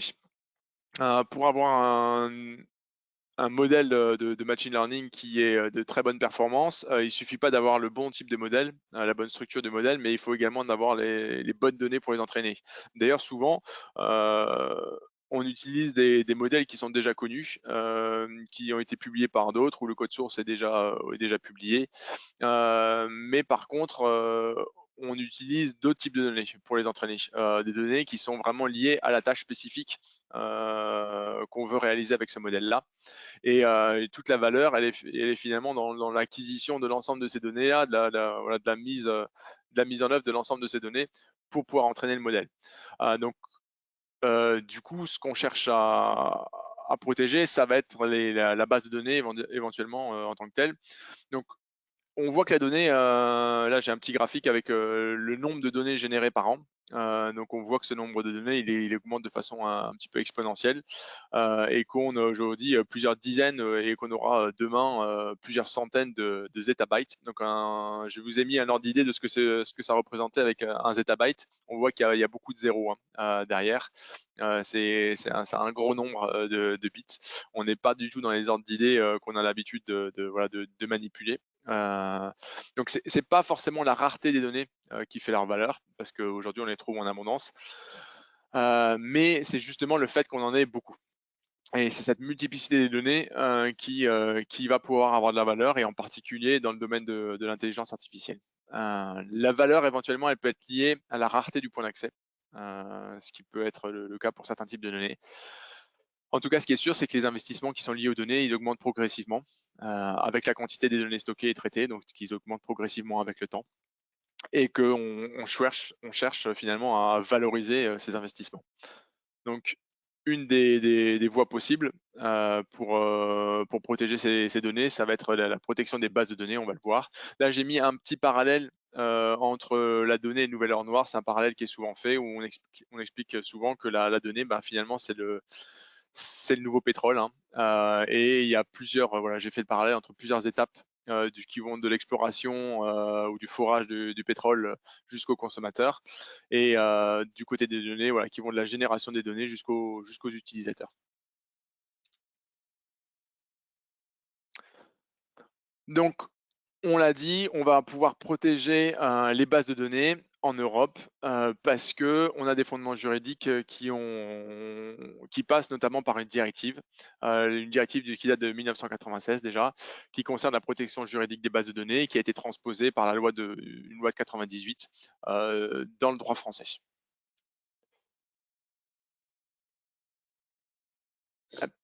Donc, si on doit donner une définition juridique de la base de données, évidemment, on va se référer à ce que dit la directive.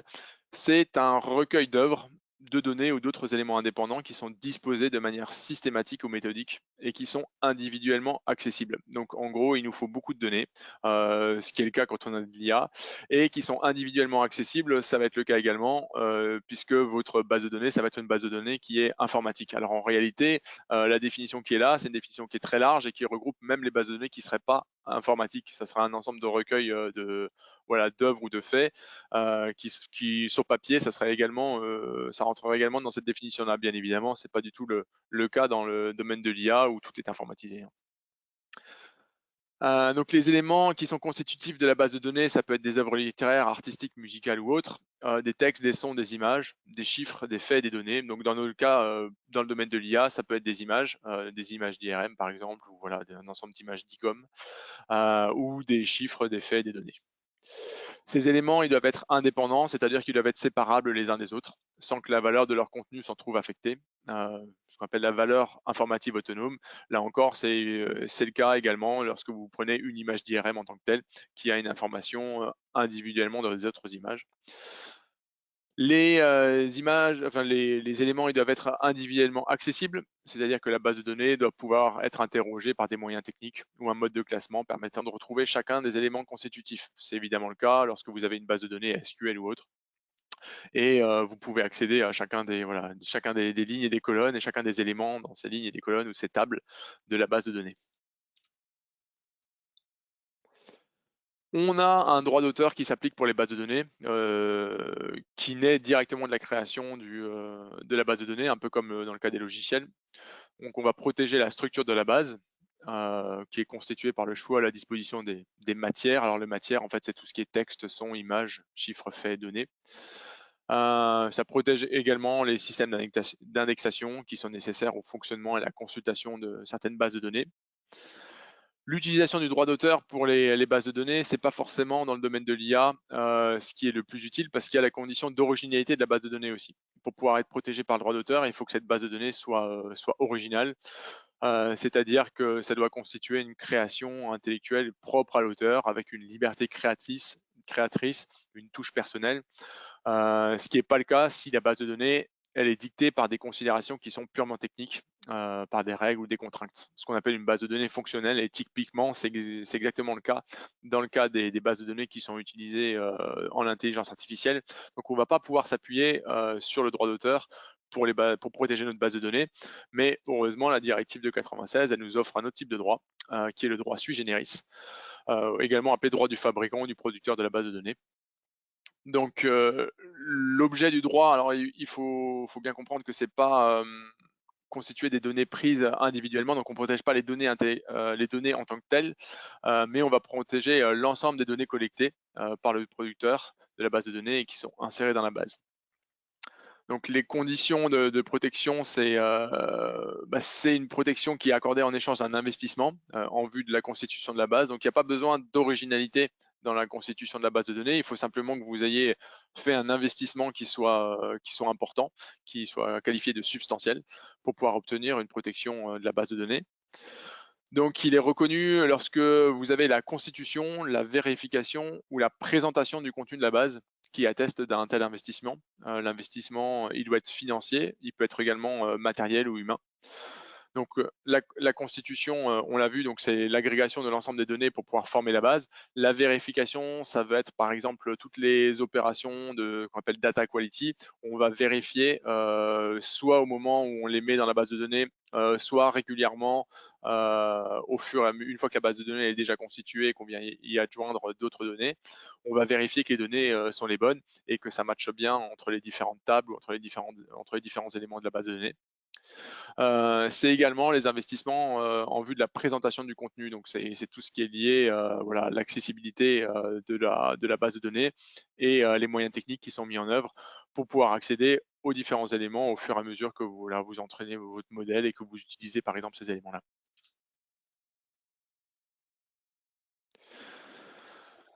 Donc, oui, là, j'ai repris rapidement. Donc, la constitution du contenu, c'est les moyens consacrés à la recherche d'éléments existants et à leur rassemblement dans la base. C'est ce que nous dit la Cour de justice de la Cour européenne. Mais également les moyens consacrés à la création de ces éléments. La vérification du contenu, donc c'est tous les moyens consacrés en vue d'assurer la fiabilité de l'information et contenue dans la base. On contrôle l'exactitude des éléments recherchés lors de la constitution et pendant la période de fonctionnement, ce qu'on a dit. La présentation du contenu, c'est tous les moyens qui visent à conférer à la base sa fonction de traitement de l'information. Donc, c'est ceux qui sont consacrés à la disposition systématique ou méthodique des éléments contenus dans la base et également à l'organisation de leur accessibilité individuelle. Donc l'ampleur de l'investissement, on a vu, il doit être substantiel. Donc évidemment, c'est une appréciation qui est plutôt subjective. Ça peut être substantiel du point de vue quantitatif, c'est-à-dire on fait référence à des moyens chiffrables. Donc pour ça, il faut que vous ayez mis en œuvre dans votre comptabilité quelque chose qui permette d'évaluer un peu les investissements que vous avez faits en lien avec la base de données, c'est-à-dire qu'il faut pouvoir les séparer du budget IT. Il faut vraiment pouvoir faire le budget lié à la base de données et idéalement savoir à quelles fonctions ont été affectées de la base de données ont été affectées tel budget. Donc ça, c'est quelque chose d'important puisqu'il va, si vous voulez utiliser votre droit vis-à-vis d'un contrefacteur de la base de données, il faut que vous puissiez justifier de cet investissement. Voilà. Il peut être également substantiel du point de vue qualitatif. Alors, ça fait référence à des efforts qui ne sont pas quantifiables, par exemple des efforts intellectuels ou une dépense d'énergie. En général, on utilise quand même l'aspect quantitatif, ce qui est le plus simple à justifier devant les tribunaux. Le producteur ou le fabricant, c'est la personne qui prend l'initiative et le risque des investissements qui sont liés à la base de données. Ça peut être une personne physique ou une personne morale, mais en tout cas, c'est un ressortissant de l'UE ou de l'espace économique européen. La durée du droit, c'est pas la même que celle du brevet, c'est pas 20 ans, mais c'est 15 ans, à compter du 1er janvier de l'année civile qui suit l'achèvement de la base de données. À chaque fois qu'on va remettre des sous dans la machine pour augmenter la base de données ou pour revérifier les données ou qu'on va remettre des sous régulièrement pour pouvoir lui permettre à l'utilisateur d'accéder à la base de données. À chaque fois qu'on peut justifier d'un investissement substantiel, on repart pour 15 ans supplémentaires. Donc on peut comme ça, au fur et à mesure, finalement avoir un droit de protection qui soit étendu à l'infini, pour autant qu'on remet des sous dans la machine régulièrement. Comme pour les brevets, une fois qu'on a ce droit dans notre poche, on va pouvoir l'utiliser pour interdire à d'autres de faire un certain nombre de choses, notamment d'extraire des données, d'extraire une partie en partie, qualitativement ou quantitativement substantielle du contenu de la base de données.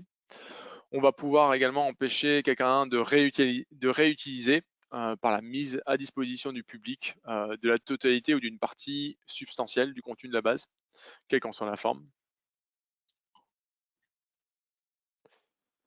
On peut également interdire l'extraction ou la réutilisation répétée et systématique de parties qui ne seraient pas substantielles. En gros, ce qu'on veut dire par là, c'est que quelqu'un qui va reprendre 80% de votre base de données, là, vous pourrez effectivement l'attaquer en lui disant vous avez repris une partie substantielle, vous avez copié ou extrait une partie substantielle de ma base de données, et ça c'est pas autorisé.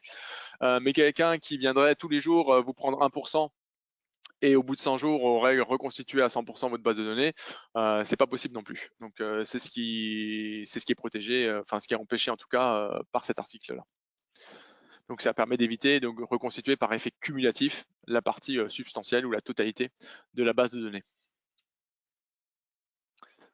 Je te laisse la main, Charlotte, sur la conclusion. Merci beaucoup.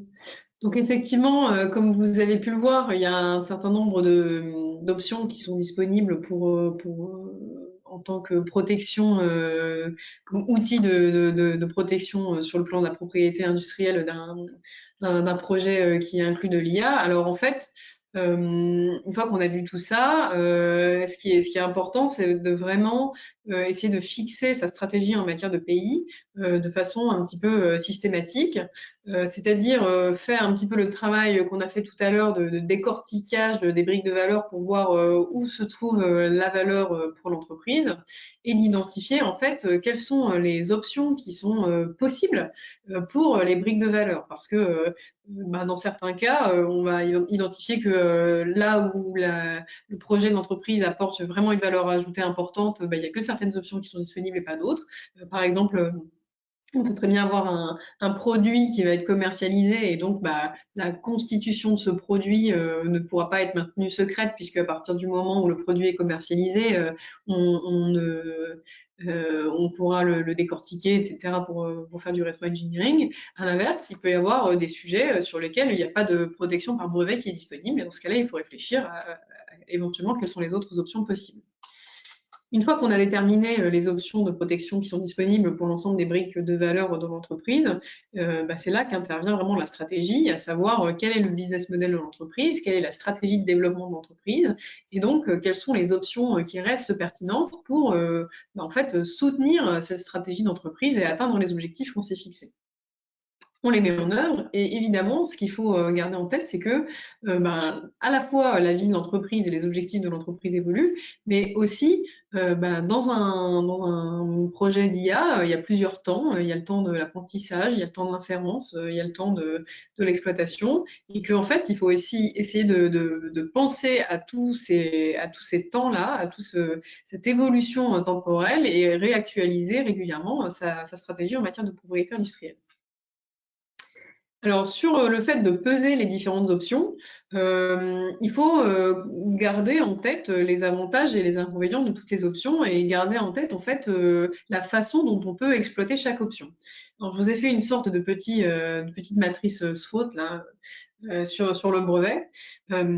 Alors j'ai identifié donc des facteurs positifs et des facteurs négatifs, que ce soit en interne ou en externe. Alors en interne, le brevet, c'est quand même l'outil, le titre de propriété industrielle par excellence qui a le bon goût d'être un titre. C'est-à-dire que comme c'est un titre, sa valeur, elle n'est pas à démontrer. Vous avez un papier, enfin non, c'est plus vraiment un papier, quoique, avec un numéro, une date de dépôt, il y a votre nom écrit dessus, et donc vous n'avez pas besoin de faire des efforts pour justifier l'existence de ce droit, contrairement par exemple au droit d'auteur ou au droit des bases de données, où il faut démontrer qu'il y a eu quand même un investissement substantiel, par exemple, qui a été donné, ou pour démontrer que vous étiez bien en possession du droit d'auteur ou du code dans sa dernière version X à la date Y. Le brevet a également le bon goût en interne d'être un actif immatériel qui apporte de la valeur à l'entreprise et qui apporte aussi une valorisation en interne sur les inventeurs, puisque il y a des mécanismes de rémunération qui sont imposés par la loi pour rémunérer les inventeurs qui sont salariés dans une entreprise, ce qui incite les inventeurs évidemment à innover, à développer des inventions. Et donc c'est un booster d'innovation pour l'entreprise, sans compter aussi que les inventeurs sont également mentionnés dans les demandes de brevets en tant que tels. Ils sont mentionnés en tant qu'inventeurs, ce qui est un droit moral qu'on ne peut pas leur enlever et qui est assez gratifiant. Alors, les facteurs négatifs en interne, forcément, sur les brevets, c'est le facteur budget qui est souvent pointé du doigt parce qu'il est vrai qu'un brevet est assez coûteux, à la fois sur la rédaction initiale, mais aussi sur la procédure qui suit, puisque on n'est pas rentré dans le détail, mais les procédures de brevet sont relativement longues, relativement coûteuses. Et puis, si vous souhaitez aller dans des territoires étrangers, il y a des coûts qui s'accumulent. Donc, effectivement, c'est un budget qu'il faut avoir en tête, qu'il faut tracer dans le budget de l'entreprise et planifier, puisque comme les procédures de brevet sont des procédures qui sont réglées, rythmées en fait par des délais légaux, on sait nécessairement que si on dépose aujourd'hui une demande de brevet, par exemple en France, on va avoir demain des coûts qui sont à peu près estimables, même s'ils sont jamais complètement certains, à l'échelle de 1 an, 2 ans, 3 ans. Et donc ça, il faut en tenir compte, et pas seulement au moment de la rédaction et du dépôt d'une première demande. Alors en externe, le brevet, il faut avoir en tête que ça n'est pas simplement un outil en fait d'interdiction au tiers d'exploiter une invention. Ça, c'est son usage initial, mais en fait, les brevets sont très rarement utilisés dans cet usage-là, hein, surtout en France. En réalité, les brevets ont de nombreux autres usages en fonction du domaine dans lequel vous êtes, du secteur dans lequel vous êtes et du type d'acteur que vous êtes. C'est-à-dire que pour, par exemple, une PME, une entreprise quelle qu'elle soit, un brevet, c'est aussi une sorte de vitrine des compétences techniques de l'entreprise. Parce que vous innovez, vous êtes en mesure d'obtenir des brevets. C'est pour ça que les brevets sont un bon indicateur d'innovation. Hein. C'est pas parce que c'est pas le brevet qui fait l'innovation, mais quand on a un vrai brevet et un portefeuille de brevets fourni, ça veut dire que derrière il y a beaucoup d'innovation, de R&D, etc. Et donc, vous montrez cette expertise aux tiers par la publication des brevets, ce qui n'empêche pas évidemment de garder un certain nombre de briques technologiques secrètes. Ça s'appelle le savoir-faire. Et vous pouvez très bien positionner le curseur là où c'est le plus intéressant pour vous, pour garder un certain nombre de choses secrètes, évidemment, tout en ayant une vitrine technique qui est constituée par votre portefeuille de brevets. Alors évidemment, pour les startups, c'est aussi un levier d'investissement, puisque c'est lié, hein, bien entendu. Les investisseurs cherchent à s'assurer, avant d'investir dans une entreprise, que la propriété industrielle, elle est bien blindée, que l'entreprise, c'est pas une coquille vide qui éventuellement va complètement se vider si jamais les fondateurs partent, et qu'il y a bien de la matière qui est concrétisée à l'intérieur de l'entreprise par son portefeuille de titres. C'est également, à partir du moment où vous avez déposé des brevets, ça peut vous servir, alors plutôt que d'aller directement au tribunal, ça peut vous servir pour négocier avec des tiers, pour obtenir des marchés plus facilement. Ça peut vous permettre aussi d'accéder, d'avoir un avantage compétitif dans des réponses à des appels d'offres quand vous précisez que votre solution technologique, elle est brevetée et que donc vos concurrents qui répondent au même appel d'offres que vous ne peuvent par définition pas proposer la même solution.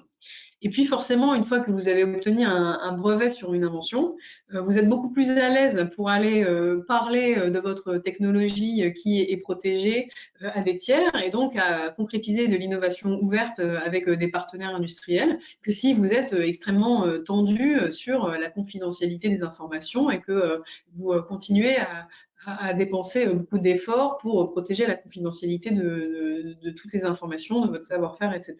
Donc forcément, le brevet, c'est aussi quelque chose qui matérialise et qui permet d'être un levier pour l'innovation ouverte. Et puis évidemment, les brevets sont la principale source d'informations scientifiques et techniques dans le monde. Les brevets, à chaque fois qu'ils sont publiés, ils sont enregistrés dans des bases de données de brevets qui sont très bien structurées, qui peuvent être recherchés par des experts, soit en fonction du déposant, du secteur technique, de ce qui est décrit dedans. Et donc en fait, c'est un incroyable outil d'intelligence économique, puisque ça permet de surveiller ce que font les tiers et de monter en connaissance sur différents secteurs. Et donc forcément, il y a des risques inhérents à cet outil-là, qui est lié d'une part au fait qu'il y a forcément une divulgation de l'invention, et cette divulgation, elle doit être sérieuse, puisqu'on se souvient du critère de suffisance de description. Et puis forcément, si vous obtenez des brevets dans la seule et unique perspective d'aller batailler en justice dans des tribunaux, il faut savoir que ça coûte cher, et que ce n'est pas parce que vous avez dépensé, je sais pas, 50 000 € pour obtenir des brevets dans différents territoires que vous allez, à un coup de baguette magique, obtenir l'interdiction d'une exploitation par un tiers sur un territoire. Ça aussi, ça coûte cher, ça reste à démontrer, et il reste une incertitude liée au droit, parce que est-ce que votre invention était réellement brevetable ou est-ce que la personne en face est réellement contrefactrice? Il y a toujours une incertitude à ce niveau-là. D'un autre côté, on entend souvent dire bon ben moi le brevet ça coûte trop cher donc je vais faire le secret, de toute façon c'est très bien comme ça. Alors oui, c'est une possibilité qui peut exister dans certains cas et notamment dans le cas où l'invention même quand elle est exploitée n'arrive pas forcément n'est pas forcément divulguée. Donc dans ce cas-là, on peut envisager de garder toute ou partie d'une innovation secrète. Mais dans ce cas-là, il faut quand même avoir en tête que c'est pas forcément si peu cher ou si simple que ça y paraît, parce que la préservation du secret dans une entreprise sur le long terme, c'est quelque chose qui se construit de manière extrêmement rigoureuse et ça peut coûter à peu près aussi cher que des frais de prise de brevet. Parce que la protection, elle doit avoir lieu déjà vis-à-vis de l'externe. Donc ça implique évidemment des contrats de confidentialité à chaque fois qu'on va discuter avec un interlocuteur, un partenaire potentiel, même éventuellement un client, etc. Et puis aussi en interne, il faut savoir se protéger, se prémunir contre des mouvements du personnel et éviter que le personnel parte avec les secrets d'affaires, parce que c'est arrivé. Et là, au moment où le secret il est éventé ou partagé vis-à-vis de tiers, il vous reste plus rien. Et donc cette protection, elle peut impliquer des moyens techniques extrêmement complexes, comme un partitionnement de l'information au sein de l'entreprise, des systèmes de mots de passe qui sont régulièrement renouvelés, qui sont complexes, etc. Et en réalité, le secret, c'est pas forcément si simple et ça ne s'improvise pas non plus. Mais après, effectivement, ça permet de créer une forteresse si c'est bien fait et de ne pas divulguer de l'information auprès des tiers. Et il y a aussi le fait que si on dit bon j'ai le secret, puis au pire si on pique ma base de données ou mon code, je vais pouvoir obtenir réparation de mon préjudice. Oui c'est vrai, mais il faut quand même pas oublier qu'il y a des réflexes à prendre pour faire valoir ces droits, qui sont des réflexes d'enregistrement, puisque même si vous bénéficiez d'une protection pour le code ou pour la base de données, qui est une protection qui naît d'elle-même, il faut quand même pouvoir démontrer que vous aviez investi substantiellement dans une base de données, que vous aviez que vous étiez le producteur de la base de données ou que c'était vous le producteur du code et que vous aviez le code dans une version X authentée. Donc ça implique de réaliser très régulièrement des dépôts, des enregistrements et donc il faut y penser. Alors enfin, donc quelques bons réflexes à avoir. Donc sur les brevets, Déjà, il faut qu'il y ait une invention. Comme je disais tout à l'heure, c'est pas forcément parce qu'on utilise un coup d'IA, un coup de baguette magique qu'on a une invention. Il faut savoir montrer qu'on a des résultats qui sont meilleurs que ce qu'on obtenait auparavant, qu'on a des performances améliorées, voire qu'on arrive à faire quelque chose qui n'était jamais obtenu avant. Et donc, il faut le démontrer dans la demande de brevet en mettant ces résultats par écrit dans la description, en faisant une démonstration de l'avantage produit par votre invention. Ensuite, il faut localiser l'invention, c'est-à-dire savoir si elle concerne plutôt la fonction qui est mise en œuvre par votre modèle, ou est-ce que en fait l'invention elle se situe dans un nouveau réseau de neurones, je ne sais pas, qui est adapté à une certaine fonctionnalité. Est-ce que elle se situe au niveau du traitement des données, parce que ça va avoir un impact sur la portée de la demande de brevet et sur la manière dont cette demande de brevet va être rédigée. Et enfin, il faut déterminer qui sont les inventeurs et faire très attention. Alors, c'est un qui, hein, c'est pas un quoi, parce que bon, il y a eu des articles de presse récents sur des décisions de jurisprudence, sur des demandes de brevets dans lesquelles les inventeurs étaient censés être une intelligence artificielle. C'était en fait des dossiers un petit peu test pour savoir si une intelligence artificielle pouvait être considérée comme un inventeur d'une demande de brevet. Alors la réponse est non. L'inventeur, c'est nécessairement une personne physique. Donc, en fonction de où est l'invention, si elle est dans le réseau de neurones, si elle est dans le traitement des données d'entrée, etc., on va pas forcément avoir le même inventeur. Donc, il faut aller chercher pour identifier qui est le bon inventeur. Et puis, faire attention parce que si jamais vous avez sous-traité certains développements à une société tierce, éventuellement sans contrat pour cadrer les relations avec cette société et tout ça, il est possible que l'un ou la totalité des inventeurs soient des employés de cette société et qu'en réalité, vous n'ayez pas forcément les droits sur cette invention. Donc là encore, il y a un point de vigilance à avoir. Et donc pour le code et les données, il y a aussi des bons réflexes à avoir. Pour le code, c'est d'avoir un enregistrement régulier des versions du code, donc par exemple par des dépôts app, pour pouvoir à chaque moment être en mesure de démontrer qu'on avait le code dans sa version X autant T. Ça fait en fait une preuve utilisable en cas de problème. Et puis de préférence, c'est mieux de prévoir des protections au niveau technique du code pour éviter qu'on puisse faire du rétro-engineering sur le code. Concernant les bases de données, là encore, il faut toujours enregistrer le contenu de la base de données dans ses différents états successifs pour pouvoir constituer des dépôts probatoires en cas de problème par la suite. Il faut également, comme vous disait Mathias, tracer l'investissement qui est dédié à cette base de données, puisque l'investissement, c'est une condition sine qua non à obtenir un dédommagement, sinon on considère que ce n'est pas une base de données et que le droit ne s'applique pas.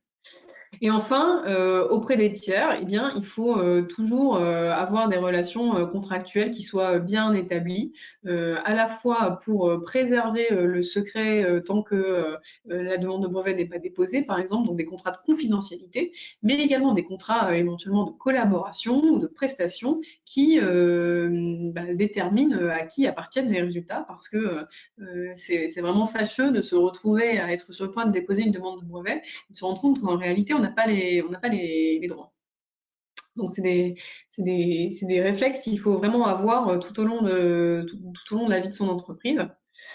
Et une fois qu'on a dit ça, il ne nous reste qu'à vous remercier pour votre attention. Et puis, nous avons un temps qui est prévu pour les questions-réponses. Alors, je crois que vous avez un outil de chat qui est prévu pour poser vos questions. Et N'hésitez pas. on vous lit. Eh bien, merci, un grand merci Charlotte, Mathias, pour cette présentation très détaillée qui, je pense, va ouvrir quelques perspectives sur les réflexions à avoir lorsqu'on souhaite protéger son innovation et notamment sur l'intelligence artificielle. Je pense que le SWOT que vous avez présenté à la fin montre bien tout l'intérêt de bien y réfléchir, puisque au-delà du sujet de la protection, de l'innovation et de l'exclusivité, je dirais, sur l'exploitation de cette innovation, il y a d'autres enjeux autour de cette propriété intellectuelle et de la protection de l'innovation, et notamment la mise en avant aussi de la valeur de l'entreprise, que ce soit sur l'innovation ou sur les discussions avec les financiers à terme. Alors effectivement, on a quelques questions qui ont émergé. Alors il y a une première question que je vais vous poser, mais c'est peut-être plutôt un sujet de sémantique. La question, c'est est-ce qu'un modèle d'IA non obtenu par apprentissage est-il aussi brevetable? Et si oui, sous quelles conditions?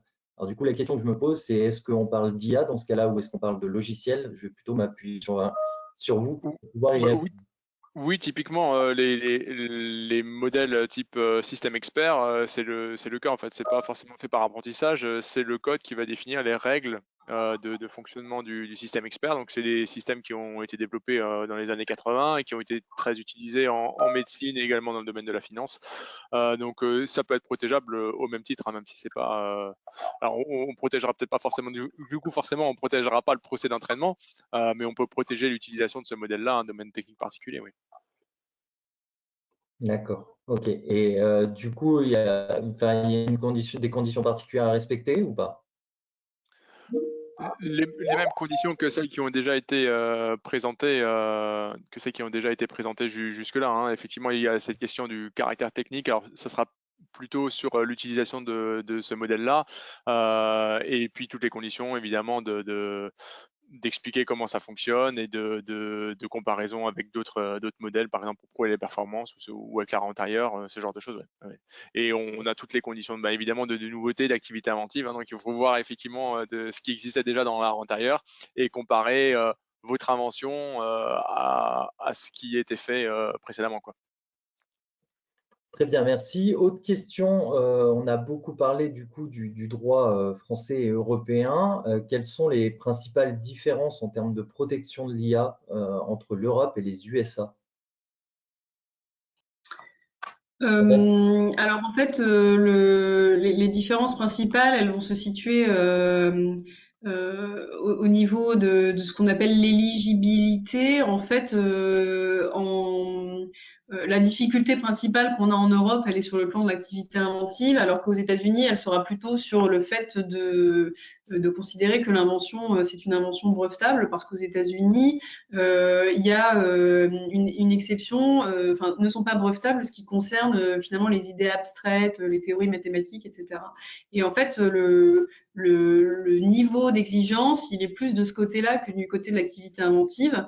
En revanche, ce qu'il faut garder en tête, c'est que l'Europe, on est vraiment soumis à un critère de technicité qui est fort, qui fait qu'on va être dans une meilleure position pour traiter des demandes de brevets concernant par exemple les medtech que si jamais on était sur du traitement du langage naturel.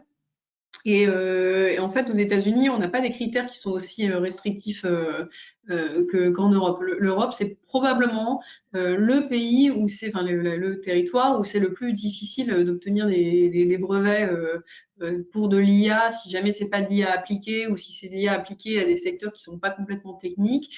Aux États-Unis, c'est globalement plus simple. Dès qu'on peut se rapporter à ce qu'ils appellent une implémentation concrète ou une implémentation pratique, on a plus de chances d'obtenir un brevet. Donc c'est probablement en Europe qu'il y a ce qu'on appelle le gold standard, c'est-à-dire le critère le plus difficile pour obtenir des brevets. Mais comme on a vu en medtech, c'est pas forcément là où c'est le plus compliqué. Bien, merci. Autre question, alors plutôt d'ordre général, mais pour donner un peu une tendance, est-ce que, alors notamment au sein de votre cabinet, bien évidemment, vous avez vu une forte croissance sur les demandes de brevets associées à de l'intelligence artificielle? Oui.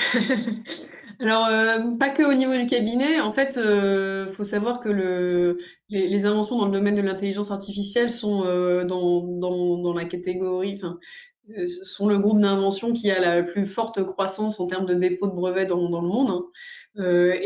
Au niveau du cabinet, je peux vous confirmer que oui, parce que euh, ce qui est intéressant de constater, c'est que c'est un domaine qui connaît un essor dans tous les secteurs technologiques. C'est-à-dire que Mathias et moi, on est des ingénieurs dans un domaine qui est classiquement orienté plutôt au niveau de la physique, de l'informatique.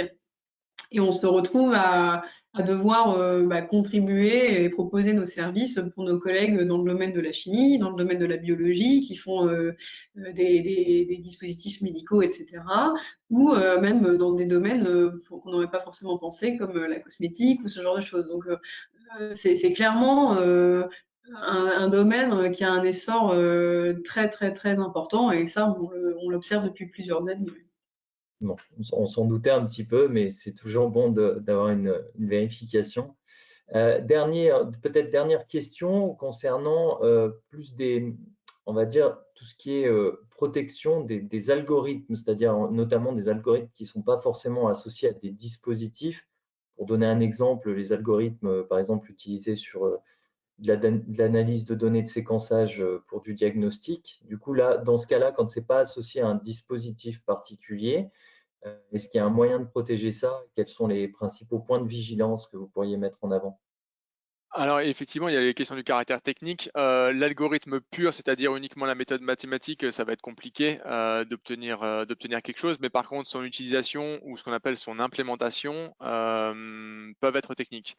L'implémentation, typiquement, ça peut être de dire, je vais faire du calcul parallélisé ou des choses comme ça, ce qui est assez fréquent ou voilà, ce qui est assez classique en IA, et je vais le faire d'une certaine manière.